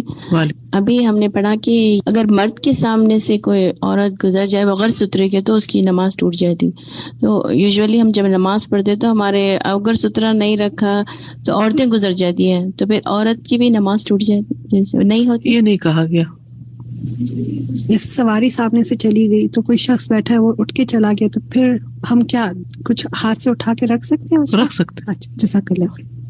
السلام علیکم استاد جی. وعلیکم السلام. میں نارملی کچن میں جو ٹیبل ہے کھانے کا اس پہ کرسی پہ بیٹھ کے پڑھتی ہوں اور کافی فاصلہ ہوتا ہے کہ میں سجدہ کر سکوں کیونکہ میں کرسی پہ بیٹھتی ہوں. تو یہ جو میرا ٹیبل ہے کچن کا وہ سترا ہے میرا؟ جی سترا. آگے پیچھے کوئی بھی آ جا سکتا ہے؟ جی اس کے پار سے گزریں گے. پھر مگر میرے چھوٹے 2 پوتے ہیں تو وہ سامنے سے بھی گزر جاتے ہیں کسی وقت. ایک تو خیر بہت چھوٹا ہے جو نہ سمجھ ہے جی اس کی تو خیر ہے، لیکن جو سمجھدار ہے اس کو سمجھانا چاہیے، روکنا بھی چاہیے نماز میں بھی. ابھی ہوا ڈسکس کہ 3 ہاتھ ہونا چاہیے سترا، تو کھڑے ہونے کی جگہ سے یا سیدھے کی؟ نہیں، सुतरा तो 3 हाथ नहीं होना चाहिए, फासला खड़े होने की जगह से, खड़े होने की जगह से 3 हाथ सुतरा जज़ाक रखा होना चाहिए। अस्सलाम वालेकुम उस्ताज़ा, मुझे ये मालूम करना था कि जैसे हम घर में नमाज पढ़ रहे हैं ना, सम टाइम ऐसा होता है कि ख़वातीन फैमिली रूम में नमाज पढ़ रही होती हैं और मर्द हजरात पीछे वाले कमरे में पढ़ रहे होते हैं, तो क्या ये जरूरी है कि मर्दों का आगे होना नमाज के अंदर? जी हाँ, आगे होना जरूरी। तो वो दीवार की कंडीशन नहीं वहाँ पे लागू होती है? जैसे दीवार होने बीच में दीवार होती है, आदमी यूजुअली जहाँ वो लोग बैठे होते हैं वो लोग वहीं पढ़ना पसंद करते हैं, ख़वातीन आगे बैठे होती हैं तो वो आगे पढ़ लेती हैं। नहीं, आगे तो नहीं हो सकती नमाज उनकी, अपनी अपनी पढ़ लेना, फिर जमात नहीं हो सकती, अपनी अपनी पढ़ेंगे, चाहे दीवार भी हो बीच में ना। जी, मर्द का आगे होना जरूरी है? नहीं, अगर तो आप अपनी अपनी नमाज पढ़ रहे हैं और वो अलग कमरे में बैठे हैं, आप अलग कमरे में बैठे हैं, तो जहाँ मर्जी पढ़े, उससे तो फर्क नहीं पड़ता। अगर जमात आप कर रहे हैं तो फिर वो आगे होंगे और आप उनके पीछे होंगे, साइड पर नहीं। अस्सलाम वालेकुम उस्ताज़ा, मैंने देखा है कि बाज़ वक़्त ऐसा होता है कि औरतें नमाज पढ़ रही होती हैं और उनके आगे कोई सुतरा नहीं होता, या वो सुतरा है, मतलब कोई लेडी होंगी वो उठ के चली जाती हैं, तो किसी ने गुजरना होता है तो बाज़ वक़्त कोई एक और औरत आके उनके आगे खड़ी होती है, वो गुजर जाती है और वो भी, तो क्या ये प्रैक्टिस ठीक है? ठीक है, ओके, जज़ाकल्लाह। नमाजी के आगे से गुजरने की सजा। बुसर बिन सईद रज़ी अल्लाह अन्हु रिवायत करते हैं कि ज़ैद बिन खालिद ने उन्हें अबू जुहैम की तरफ भेजा कि उनसे नमाजी के सामने से गुजरने वाले के मुतल्लिक पूछे कि उन्होंने रसूलुल्लाह सल्लल्लाहु अलैहि वसल्लम से इसके मुतल्लिक क्या सुना है। अबू जुहैम ने कहा, रसूलुल्लाह सल्लल्लाहु अलैहि वसल्लम ने फरमाया, अगर नमाजी के सामने से गुजरने वाला ये जानता कि उस पर किस कदर गुनाह है तो वो आगे से गुजरने की बजाय वहां 40 तक खड़े रहने को पसंद करता। रावी हदीस अबू नजर ने कहा, मुझे याद नहीं कि बुसर ने 40 दिन कहे या 40 महीने कहे या 40 साल कहे। बहरहाल अगर 40 दिन भी हो तो खड़े होना क्या आसान है? 40 सेकंड खड़े होना मुश्किल होता है। वो जल्दी में ही तो होते हैं जो गुजर रहे होते हैं, लेकिन अगर उसको पता चल जाए कि कितनी सख्त सजा है, कितना गुनाह है, तो इंसान वहां रुका ही रहे और गुजरे ना। सुतरे और नमाजी के दरमियान से गुजरने वाले से लड़ाई करना। अबू साले सम्मान रिवायत करते हैं कि मैंने अबू सईद खुदरी को देखा कि वो जुमे के दिन किसी चीज को लोगों से सुतरा बनाकर नमाज पढ़ रहे थे कि अबू मुआइद के बेटों में से एक नौजवान ने उनके आगे से गुजरने की कोशिश की।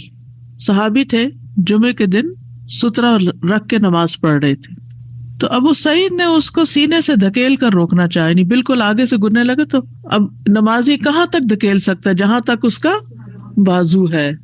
उस नौजवान ने इधर उधर देखा, लेकिन सिवाय उनके आगे से निकलने के और कोई रास्ता ना पाया। उसने फिर वही किया ताकि निकल जाए, तो अबू सईद ने उसे पहले से ज्यादा सख्त धक्का दिया। तो उसने इस पर अबू सईद को बुरा भला कहा। फिर वो मरवान के पास चला गया, हाकिम था उस वक्त, और अबू सईद रजी अल्लाह अन्हु से जो मामला हुआ उसकी शिकायत की कि इन्होंने नमाज में धक्का दिया मुझे। अबू सईद भी उसके पीछे मरवान के पास चले गए। तो मरवान ने कहा, ए अबू सईद, तुम्हारा और तुम्हारे भतीजे का क्या मामला, ये क्या झगड़ा है?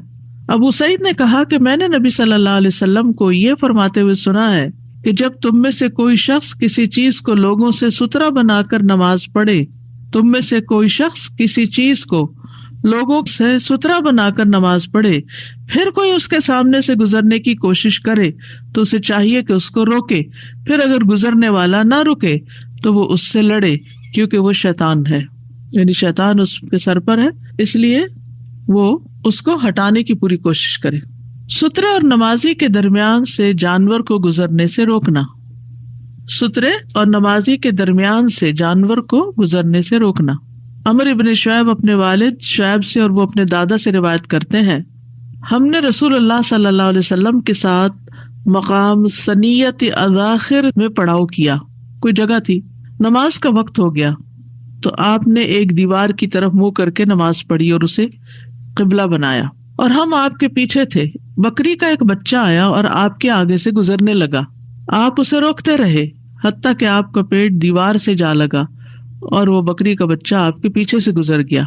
इससे क्या बात पता चलती है कि किसी को गुजरने मत दो, हाथ से रोक दो। जैसे आपने कहा ना, बच्चा है, एक छोटा है, ना समझ है, उसको समझ नहीं आएगी, लेकिन जो समझदार है उसको रोकना चाहिए, क्योंकि जब हम रोकते नहीं ना, कोई तालीम और अदब आता ही नहीं, और वो क्या करते हैं, हर नमाजी के आगे से गुजर जाते हैं। फिर جن بچوں کو گھر میں نماز کے آگے گزرنے سے روکا نہیں گیا وہ پھر کسی کے آگے سے بھی گزر جاتے، مسجد میں بھی لحاظ نہیں رکھتے. یعنی آپ یوں سمجھیے کہ جیسے ہماری جائے نماز جتنا فاصلہ ہوتا ہے نا، تو جائے نماز جہاں ختم ہوتی ہے وہاں سترہ رکھا جاتا ہے، اس کے آگے سے کوئی بھی گزر سکتا ہے سترے کے پار سے. لیکن لوگ جائے نماز کے اوپر ہی پاؤں رکھ کے آپ کے آگے سے ہی گزریں گے. بعض لوگ تو سنت نہیں پڑھتے اور پھر سنت پڑھنے والوں کی سنتیں سخت خراب کرتے ہیں اور ان کے آگے سے گزرتے ہیں اور نیچے نہیں دیکھتے. کوئی سجدہ کر رہا ہے، کوئی کچھ، ٹھوکر لگ جاتی ہے، اوپر گر جاتے ہیں. کتنا خطرناک ہے گردن پہ کسی کے گرنا. تو انسان مسجد میں بہت ہی کانشیس رہے. کسی کے بھی سر کو، کسی کے بھی ماتھے کو پاؤں سے ٹھوکر دینا کوئی پسندیدہ بات تو نہیں. اصل میں یہ ہے کہ جب سنت شروع کرتے ہیں اس وقت نہیں پتا ہوتا کہ اب یہ کون سنت پڑھ رہا ہے اور کون نہیں پڑھ رہا. وہ سنت شروع کر دیتے ہیں، اتنے میں لوگ اپنا یا تو جلدی جلدی سنت پڑھ کے نکلتے ہیں یا پھر پہلے اذکار کرتے رہتے ہیں پھر ایک دم اٹھ کے چلے جاتے ہیں. تو کچھ لوگ اذکار جو ہے وہ بعد میں کرتے ہیں، سنت پہلے پڑھتے ہیں.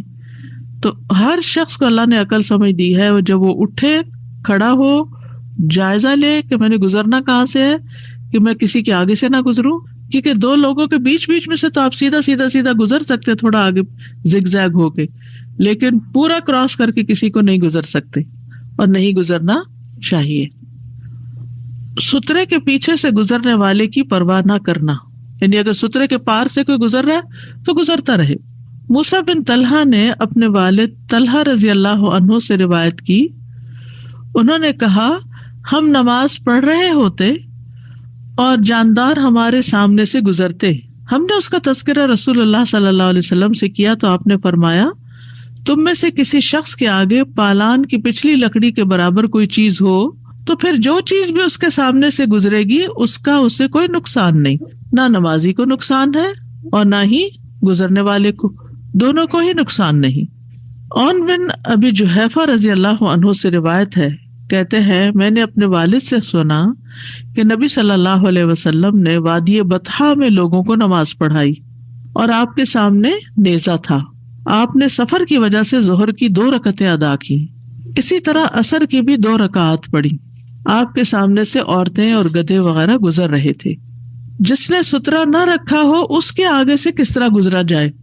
اب یہ تو تھا سترہ رکھنے والے کے آگے سے کیسے گزرنا ہے، اب یہ کہ جس نے رکھا ہی نہیں سترہ، اب کیا کریں.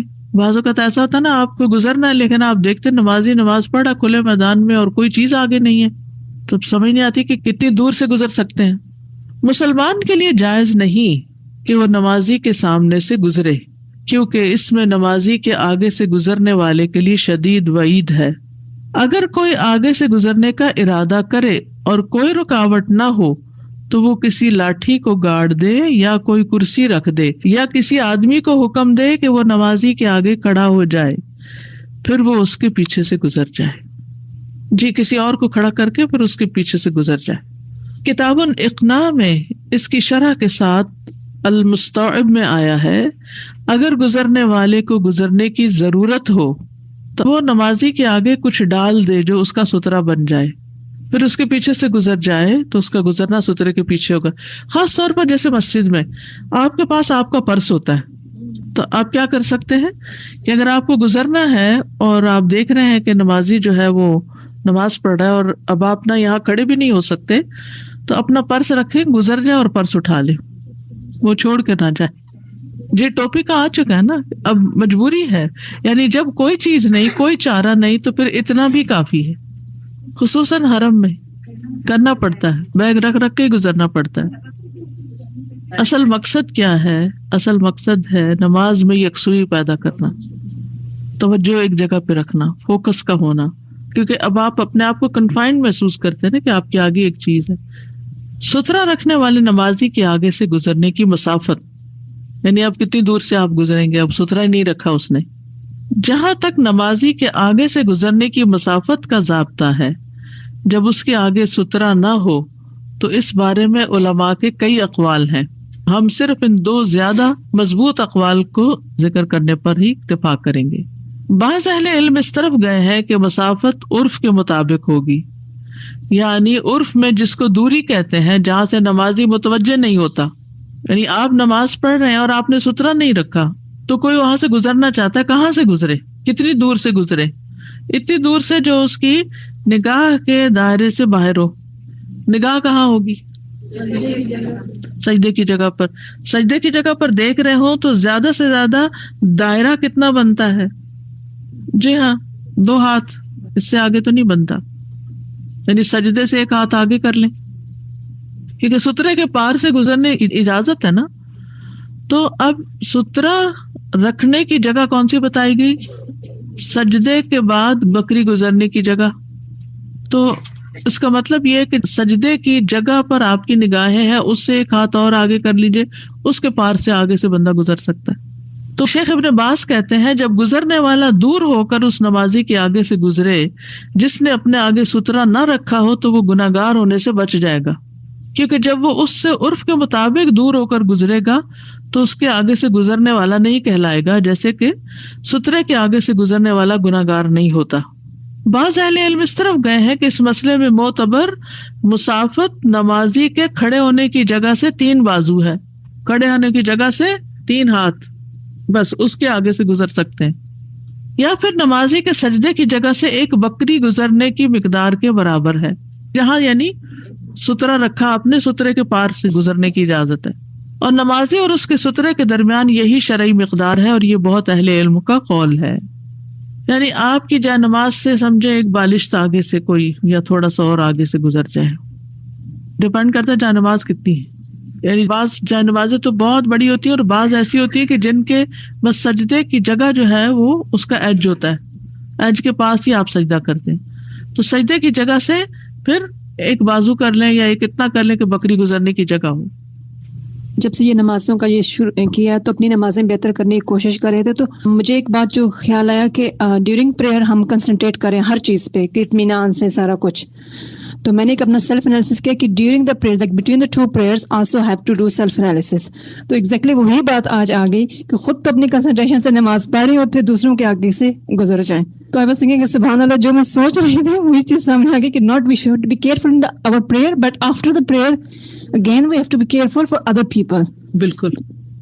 جس پہ آپ نے وہ بتایا تھا کہ عورتوں کی نماز آدمیوں سے پیچھے ہو, مطلب 2 کمرے ہیں, آدمی اپنی جماعت پڑھ رہے ہیں, عورتیں اپنی جماعت پڑھ رہی ہیں, تو پھر کیا وہ کمرہ آگے ہو سکتا ہے؟ جی ہو سکتا ہے, کوئی مسئلہ نہیں. ٹھیک. استاذہ اگر جیسے مائیں ہوتی ہیں ان کے چھوٹے بچے ان کے ساتھ ہوتے ہیں, بالکل ہی مطلب ابھی نیو بورن ہوتے ہیں, اور ماؤں نے اکثر بالکل سامنے رکھا ہوا ہوتا ہے ان کو اپنے, تو کیا وہ الاؤڈ ہے؟ سائڈ سے کر کے رکھے, سامنے بالکل نہیں رکھ سکتے. لوگ اکثر ہسبینڈ آگے بیٹھے ہوتے ہیں تو کہتے ہیں تو پیچھے جاؤ نماز پڑھ لو, ہو جاتی ہے. تو یہ کیا نماز ہو جاتی ہے گاڑی میں بیٹھ کے؟ نفل نماز صرف, فرض نہیں. فرض نہیں. اساتذہ جب ہم وہاں جاتے ہیں عمرہ کرنے یا حج پہ, تو وہ حتیم میں جب نماز پڑھتے ہیں تو وہ وہاں پہ تو بالکل بھی اتنا دھکا مکا ہوتا ہے اور بالکل آگے سے گزر رہے ہوتے ہیں, تو کیا وہ وہاں پہ پھر گناہ ملے گا؟ وہاں پہ گزرنے والوں کو ملے گا, خود نہیں گزرنا چاہیے, جانا ہی نہیں چاہیے ایسے جگہ پر جہاں دیکھے کہ نہ سترے کا اہتمام ہے نہ کسی اور چیز کا. تو پھر وہاں پہ تو کوئی بھی ستھرا نہیں رکھتا, اور تو پھر گناہ کمانے تو نہیں جانا نا. اگر خالی ملے تو چلے جائیں, نہیں ملے تو صبر کر لیں. عورتیں مردوں سے دھکم پیل کر رہی ہیں, بال نوچے جا رہے ہیں, دوپٹہ اتر رہا ہے, توجہ بالکل بھی نہیں ہے, فائدہ نہیں. عبادت کا مقصد ہی ختم ہو گیا. ساسا ہمارے گھر میں بلی ہے, وہ بالکل میرے آگے سے گزر جاتی. بلی جو ہے اس کے گزرنے سے نماز میں خلل نہیں آتا. اور میری بلی جو تھی وہ تو جیسے چھوٹے بچے ہوتے نا, جو ہی میں نماز شروع کرتی تو وہ بھاگ کے آ جاتی, اور کبھی چادر کھینچ رہی ہے, کبھی جائے نماز سے کھیلنا شروع کر دی, کبھی اس کے اوپر بیٹھ کے پنجوں سے اس کو نوچنا شروع کر دیا, کبھی کچھ کبھی کچھ. پھر میں کسی کو پاس بٹھاتی تھی کہ اس کو پاس نہیں آنے دینا, کیونکہ کہیں بھی آپ نماز پڑھ لیں وہ ساتھ گھس گئی, چادر کے اندر گھس گئی. چھوٹے بچے اور بلی کا ایک ہی حساب ہے. السلام علیکم. میرے پاس کوشچن ہے, جب ہم نماز پڑھ رہتے ہیں اور ہم وہ بچہ کے ہمارے ہم سجدہ کرتے جا کے بیٹھ جائے تو ہم کیا کر سکتے تب؟ جب تک وہ اٹھے نا سجدے میں رہے, کہیں گر نہ. دیکھیں نا, آپ اچانک آپ اٹھیں گے وہ گر بھی سکتا ہے, چوٹ لگ سکتی ہے. نہیں, میں پوچھی جب ہم سجدہ کرنے لگے اور وہ ادھر بیٹھا ہو آلریڈی تو ایک ہاتھ سے ہٹا دیں. Thank you. السلام علیکم. میں جیسے نماز کے لیے جاب پہ ہوتی ہوں تو یا تو کرسی پہ پڑھ لو تو یا پھر باہر جا کے تو میں گاڑی میں پڑھ لیتی تھی، تو اکثر یہی میں گاڑی میں جا کے پڑھتی رہی ہوں. تو کیا وہ نماز اب باہر پڑھنی چاہیے یا جی باہر پڑھنی چاہیے پارکنگ لاٹ میں؟ جی سامنے دیوار ہے جیسے اور نماز پڑھ رہے ہیں تو ستور رکھنا ضروری ہے یا بس دیوار ہے تو دیوار کافی ہے؟ کافی ہے. جیسے سفر کر رہے ہوتے ہیں تو اکثر جیسے امریکہ جا رہے ہیں وہاں پہ ہسبینڈ کہتے ہیں کہ اب یہاں باہر اتر کے نماز پڑھو گے تو یہاں پرابلم ہو جائے گی، کوئی اور مطلب خطرے کا سلسلہ بھی ہو سکتا ہے، تو اس کیس پہ پھر بیٹھ کے پڑھ سکتے ہیں یا نہیں؟ ایسی جگہ روک لینا جہاں خطرہ نہ ہو، یعنی لوگ پبلک نہ ہو. جیسے تھوڑا سا یعنی انسان جب پلان کرے سفر تو تھوڑا دیکھ کے کرے کہ جمع کرنی ہے نمازیں، کہاں روکیں گے تو مشکل نہیں ہوگی. پلان کرنے سے جگہ مل جاتی ہے. فرنٹ سیٹ پر بھی نہیں ہو سکتی نماز؟ نفل نماز ہو سکتی ہے، فرنٹ بیک اس سے پچھلی سب پہ ہو سکتی، لیکن فرض نماز کے لیے قیام فرض ہے. پیچھے ہم پڑھ چکے ہیں نا، کھڑا ہونا فرض ہے. یہ پچھلی دفعہ میں نے کرسی پہ بیٹھ کے نماز پڑھنے کا طریقہ بتایا تھا تو اس میں میں نے یہ بات ذکر کی تھی، اگر کوئی شخص قیام پر قادر ہے اور بلا وجہ بیٹھ کے نماز پڑھ رہا ہے، فرض نماز باطل ہے، نماز نہیں ہوگی. نفل بیٹھ کے پڑھ سکتے ہیں لیکن فرض نماز بیٹھ کے نہیں پڑھ سکتے. جب تک آپ کھڑے ہو سکتے ہیں، آپ کی دو ٹانگیں آپ کو اٹھا سکتی ہیں تو آپ کو کھڑے ہی ہونا ہے. الا یہ کہ آپ زمین پہ بیٹھ کے ساری نماز پڑھ رہے ہیں اور ہر وقت آپ کے لیے پھر اٹھنا بڑا مشکل ہے تو وہ اور بات ہے. ابھی انہوں نے ذکر کیا کہ جب ہم امریکہ جاتے ہیں تو ٹریول کرتے ہیں تو پھر گاڑی میں نماز پڑھتے ہیں، تو میں ہمیشہ ایسے ہی کرتی تھی. لیکن جب میں نے یہ سنا تو اس کے بعد میں نے پلان کیا کہ اب میں نے باہر ہی نکل کے نماز پڑھنی ہے. تو اللہ تعالیٰ راستے ایسے بناتا ہے کہ جہاں میرے ہسبینڈ گاڑی روکتے تھے گیس لینے کے لیے تو میں اس گاڑی کے پیچھے نماز پڑھتی تھی، تو وہ میرے ساتھ کھڑے رہتے تھے اتنی دیر جب تک وہ گیس ڈلواتے تھے. اس کے علاوہ جب ہم کبھی رکے تو میں بالکل جا نماز لے کے باہر آتی تھی. ایک دفعہ میں کار پارکنگ میں تھی تو ایک خاتون میرے ساتھ جھکتی جا رہی ہے، آر یو اوکے، حالانکہ وہاں بہت رات تھی. اور وہ پھر میرے ہسبینڈ گاڑی سے باہر آئے اور انہوں نے بولا نو شی از پریئنگ، شی از فائن. سو یہ صرف میں نے اس لیے بتایا ہے کہ if you want to do it then it will be easy. اور یہ بہترین تبلیغ بھی ہے. جی جہاں خطرے کی بات ہے وہاں دوسروں کو انسپائر بھی کرتی ہے نماز، کیونکہ سجدہ جو ہے نا ہر انسان کے اندر فطرت میں رکھ دیا گیا ہے نا کہ وہ جھکے. بس استاذہ میں ایک چیز شیئر کرنا چاہ رہی تھی. آج سترے کے بیان سے سبحان اللہ نماز سے محبت کا ایک نیا احساس جو ہے وہ اجاگر ہوا کہ اتنی قیمتی چیز ہے یہ کہ شیطان کی پوری کوشش ہے کہ ہر طرف سے اسے ضائع کروا دے، اور ہمیں ہر ممکن کوشش کرنی ہے کہ ہم اسے بچا لیں.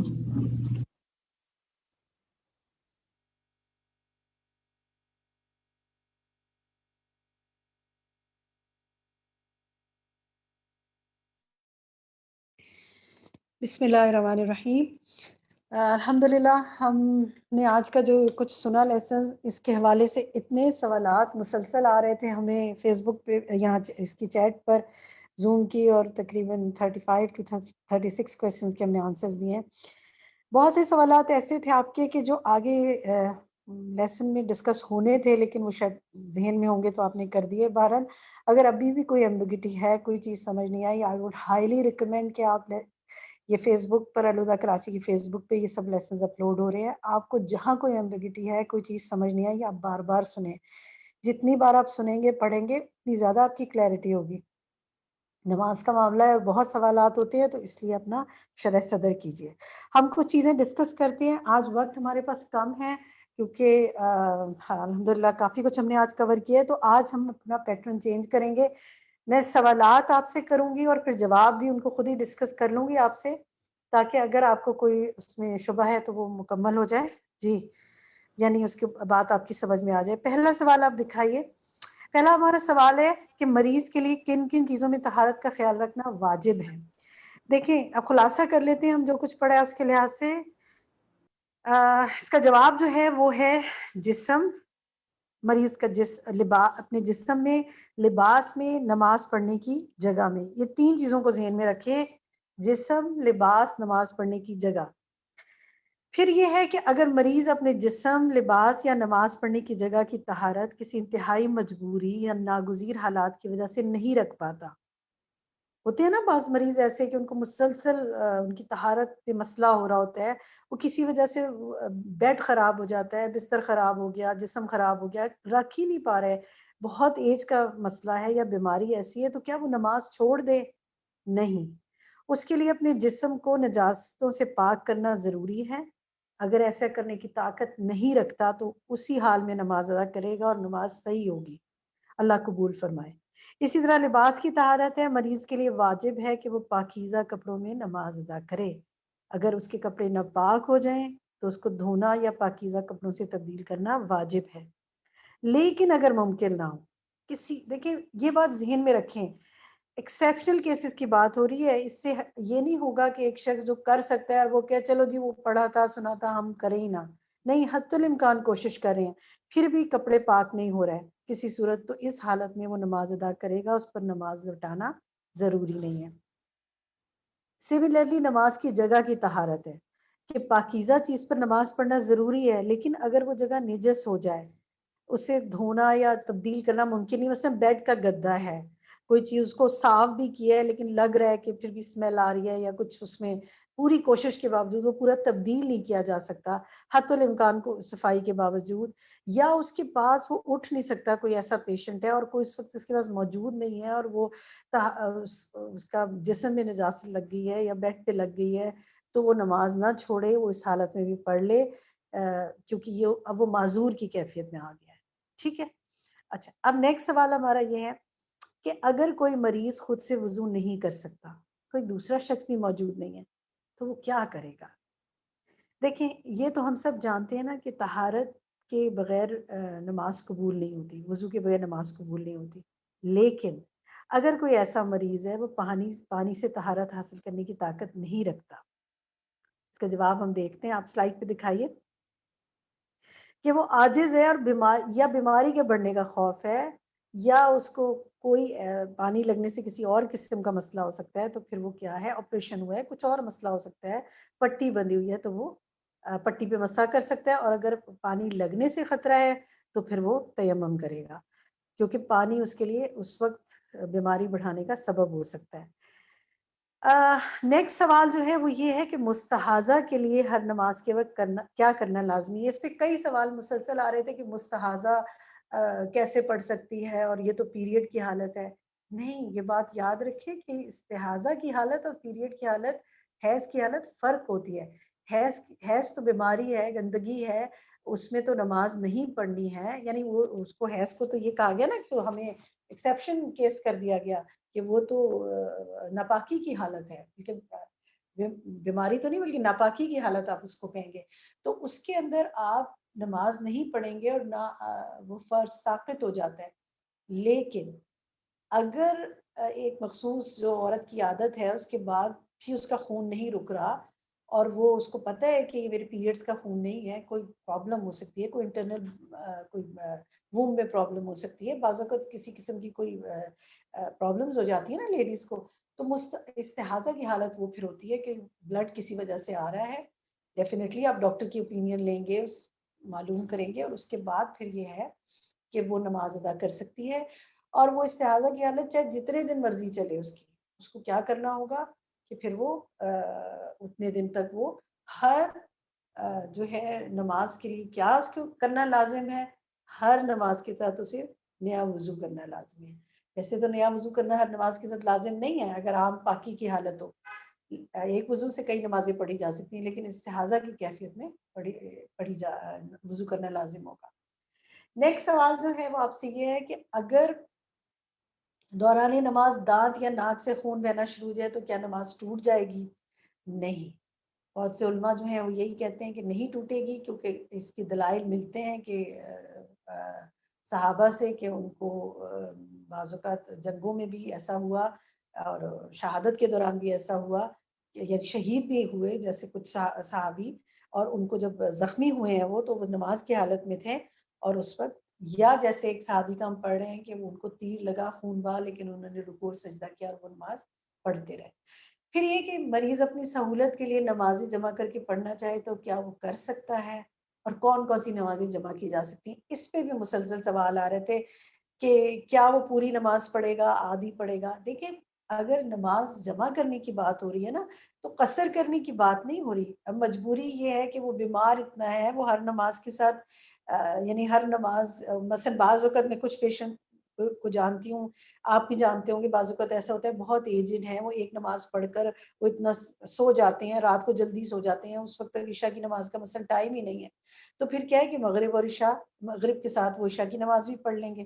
اس طرح کوئی اور بھی مجبوری ہو سکتی ہے، تو مغرب اور عشاء اور ظہر اور عصر کو ملایا جا سکتا ہے، لیکن وہ دونوں نمازیں پوری پڑھی جائیں گی، وہ قصر نہیں ہو رہی، وہ سفر کی نماز نہیں ہے کہ وہ آدھی ہو جائے گی یا جو بھی سفر کی نمازوں کا رولنگ ہے. تو نماز پوری پڑھی جائے گی، صرف جمع کر کے پڑھی جائے گی. پھر اسی طرح ایک سوال یہ بھی مسلسل آ رہا تھا کہ جب کوئی گھر میں یا کسی جگہ اکیلا ہو اور اس بات کا خوف نہ ہو کہ نماز میں کوئی اس کے سامنے سے گزرے گا، تو کیا پھر بھی اس کو اپنے سامنے ستھرا رکھنا چاہیے؟ دیکھیے راج رائے ہے تو یہی ہے، اختلاف ہے اس میں، لیکن زیادہ تر کی راج رائے یہ ہے کہ وہ ستھرا رکھ لے، کیونکہ ستھرا رکھنے کا فائدہ دیکھیں آپ، ستھرا نظر کو دائیں بائیں گھمانے سے روکتا ہے، یعنی فوکس کرتا ہے آدمی کو. اسی طرح یہ ایک بہت امپورٹنٹ چیز ہے، اس کو سمجھیے کہ کیا کسی کھڑے ہوئے، بیٹھے یا لیٹے ہوئے شخص کو ستھرا بنایا جا سکتا ہے؟ جی ہاں، بنایا جا سکتا ہے. بہتر تو یہ ہے کہ اگر کوئی چیز ہے، کوئی کرسی ہے، کوئی میز ہے، کوئی نیزہ ہے، نیزہ جیسے کسی نے پوچھا، اب سوال آ رہا تھا کہ نیزہ کیا ہے؟ نیزہ جو جنگوں میں پہلے استعمال ہوتے تھے، تیر کی طرح لمبی ڈنڈی کے ساتھ جو ہوتے ہیں، اس کو نیزہ کہتے ہیں. یعنی کوئی بھی لکڑی بڑی آپ اس کی جگہ لے سکتے ہیں، یا کوئی بھی ایسی چیز جو کہ سامنے فکس ہو جائے یا رکھی جا سکے، اس کو آپ ستھرا بنا سکتے ہیں. ایک سوال آ رہا تھا کہ ستھرا کیا ہے، کئی لوگوں نے پوچھا تھا کہ ستھرا وہ چیز ہے جو نماز پڑھتے وقت آپ آگے رکھتے ہیں تاکہ اس وہ معلوم ہو جائے کہ آپ نماز پڑھ رہے ہیں، گزرنے والوں کو بھی، اور آپ بھی فوکس ہو جائیں. تو یہ ہے کہ اگر کوئی چیز نہیں ہے تو پھر کیا کیا جا سکتا ہے کہ کسی اور شخص کو سامنے کھڑا کر کے اس کے دوسری طرف سے گزرا جا سکتا ہے، یا وہ بیٹھا ہے تو اس کی دوسری طرف سے گزرا جا سکتا ہے. لیکن وہ ستھرا مختصر مدت کے لیے اس کو بنانا ہے نا، وہ پھر وہی نہ کھڑا رہے یا بیٹھا رہے، وہ ہٹ جائے پھر سامنے سے. کتنا فاصلہ ہونا چاہیے نمازی اور ستھرا کے بیچ میں؟ بہت اہم سوال ہے. 3 ہاتھ کا فاصلہ، ہاتھ یعنی کونی سے لے کر مڈل فنگر تک آپ ناپ کے دیکھیں 3 ہاتھ کتنے بنتے ہیں. آپ کھڑے ہو کے آج دیکھیے گا جائے نماز کے اوپر، جب آپ کھڑی ہوں گی جس جگہ پر، وہاں سے آپ دیکھیے گا کہ 3 ہاتھ کتنے بن رہے ہیں. وہاں جا کر ستھرا رکھنا ہے، بہت دور بھی نہیں اور بالکل جائے نماز کے اوپر بھی نہیں. یعنی یہ فاصلہ آپ کو نظر آ رہا ہے کہ جب نبی صلی اللہ علیہ وسلم نماز پڑھتے تھے تو اتنا فاصلہ ہوتا تھا جائے نماز اور دیوار کے درمیان کہ ایک بکری گزر سکتی تھی. جس نمازی نے اس طرح نہ رکھا، اس کے آگے سے کس طرح گزرا جائے، کوئی چیز اس کے آگے رکھ کر گزر جائے اس کے آگے سے. تو یہ چند چیزیں تھیں، اور یہ ایک حدیث ہے جو انشاءاللہ آپ نے اپنے گھر والوں کے ساتھ شیئر کرنی ہے، خود بھی پڑھنی ہے. بے شمار لوگوں سے آپ واٹس ایپ پر بھی شیئر کر سکتے ہیں، اپنی فیس بکس پہ بھی شیئر کر سکتے ہیں. لوگوں تک اویئرنیس پہنچانے کے لیے چیزوں کی شیئرنگ کیجیے. اللہ سبحانہ و تعالیٰ کا حامی و ناصر ہو، علم و عمل میں برکت ہو. سبحانک اللہم و بحمدک، اشہد ان لا الہ الا انت، استغفرک و اتوب الیک. السلام علیکم ورحمۃ اللہ وبرکاتہ.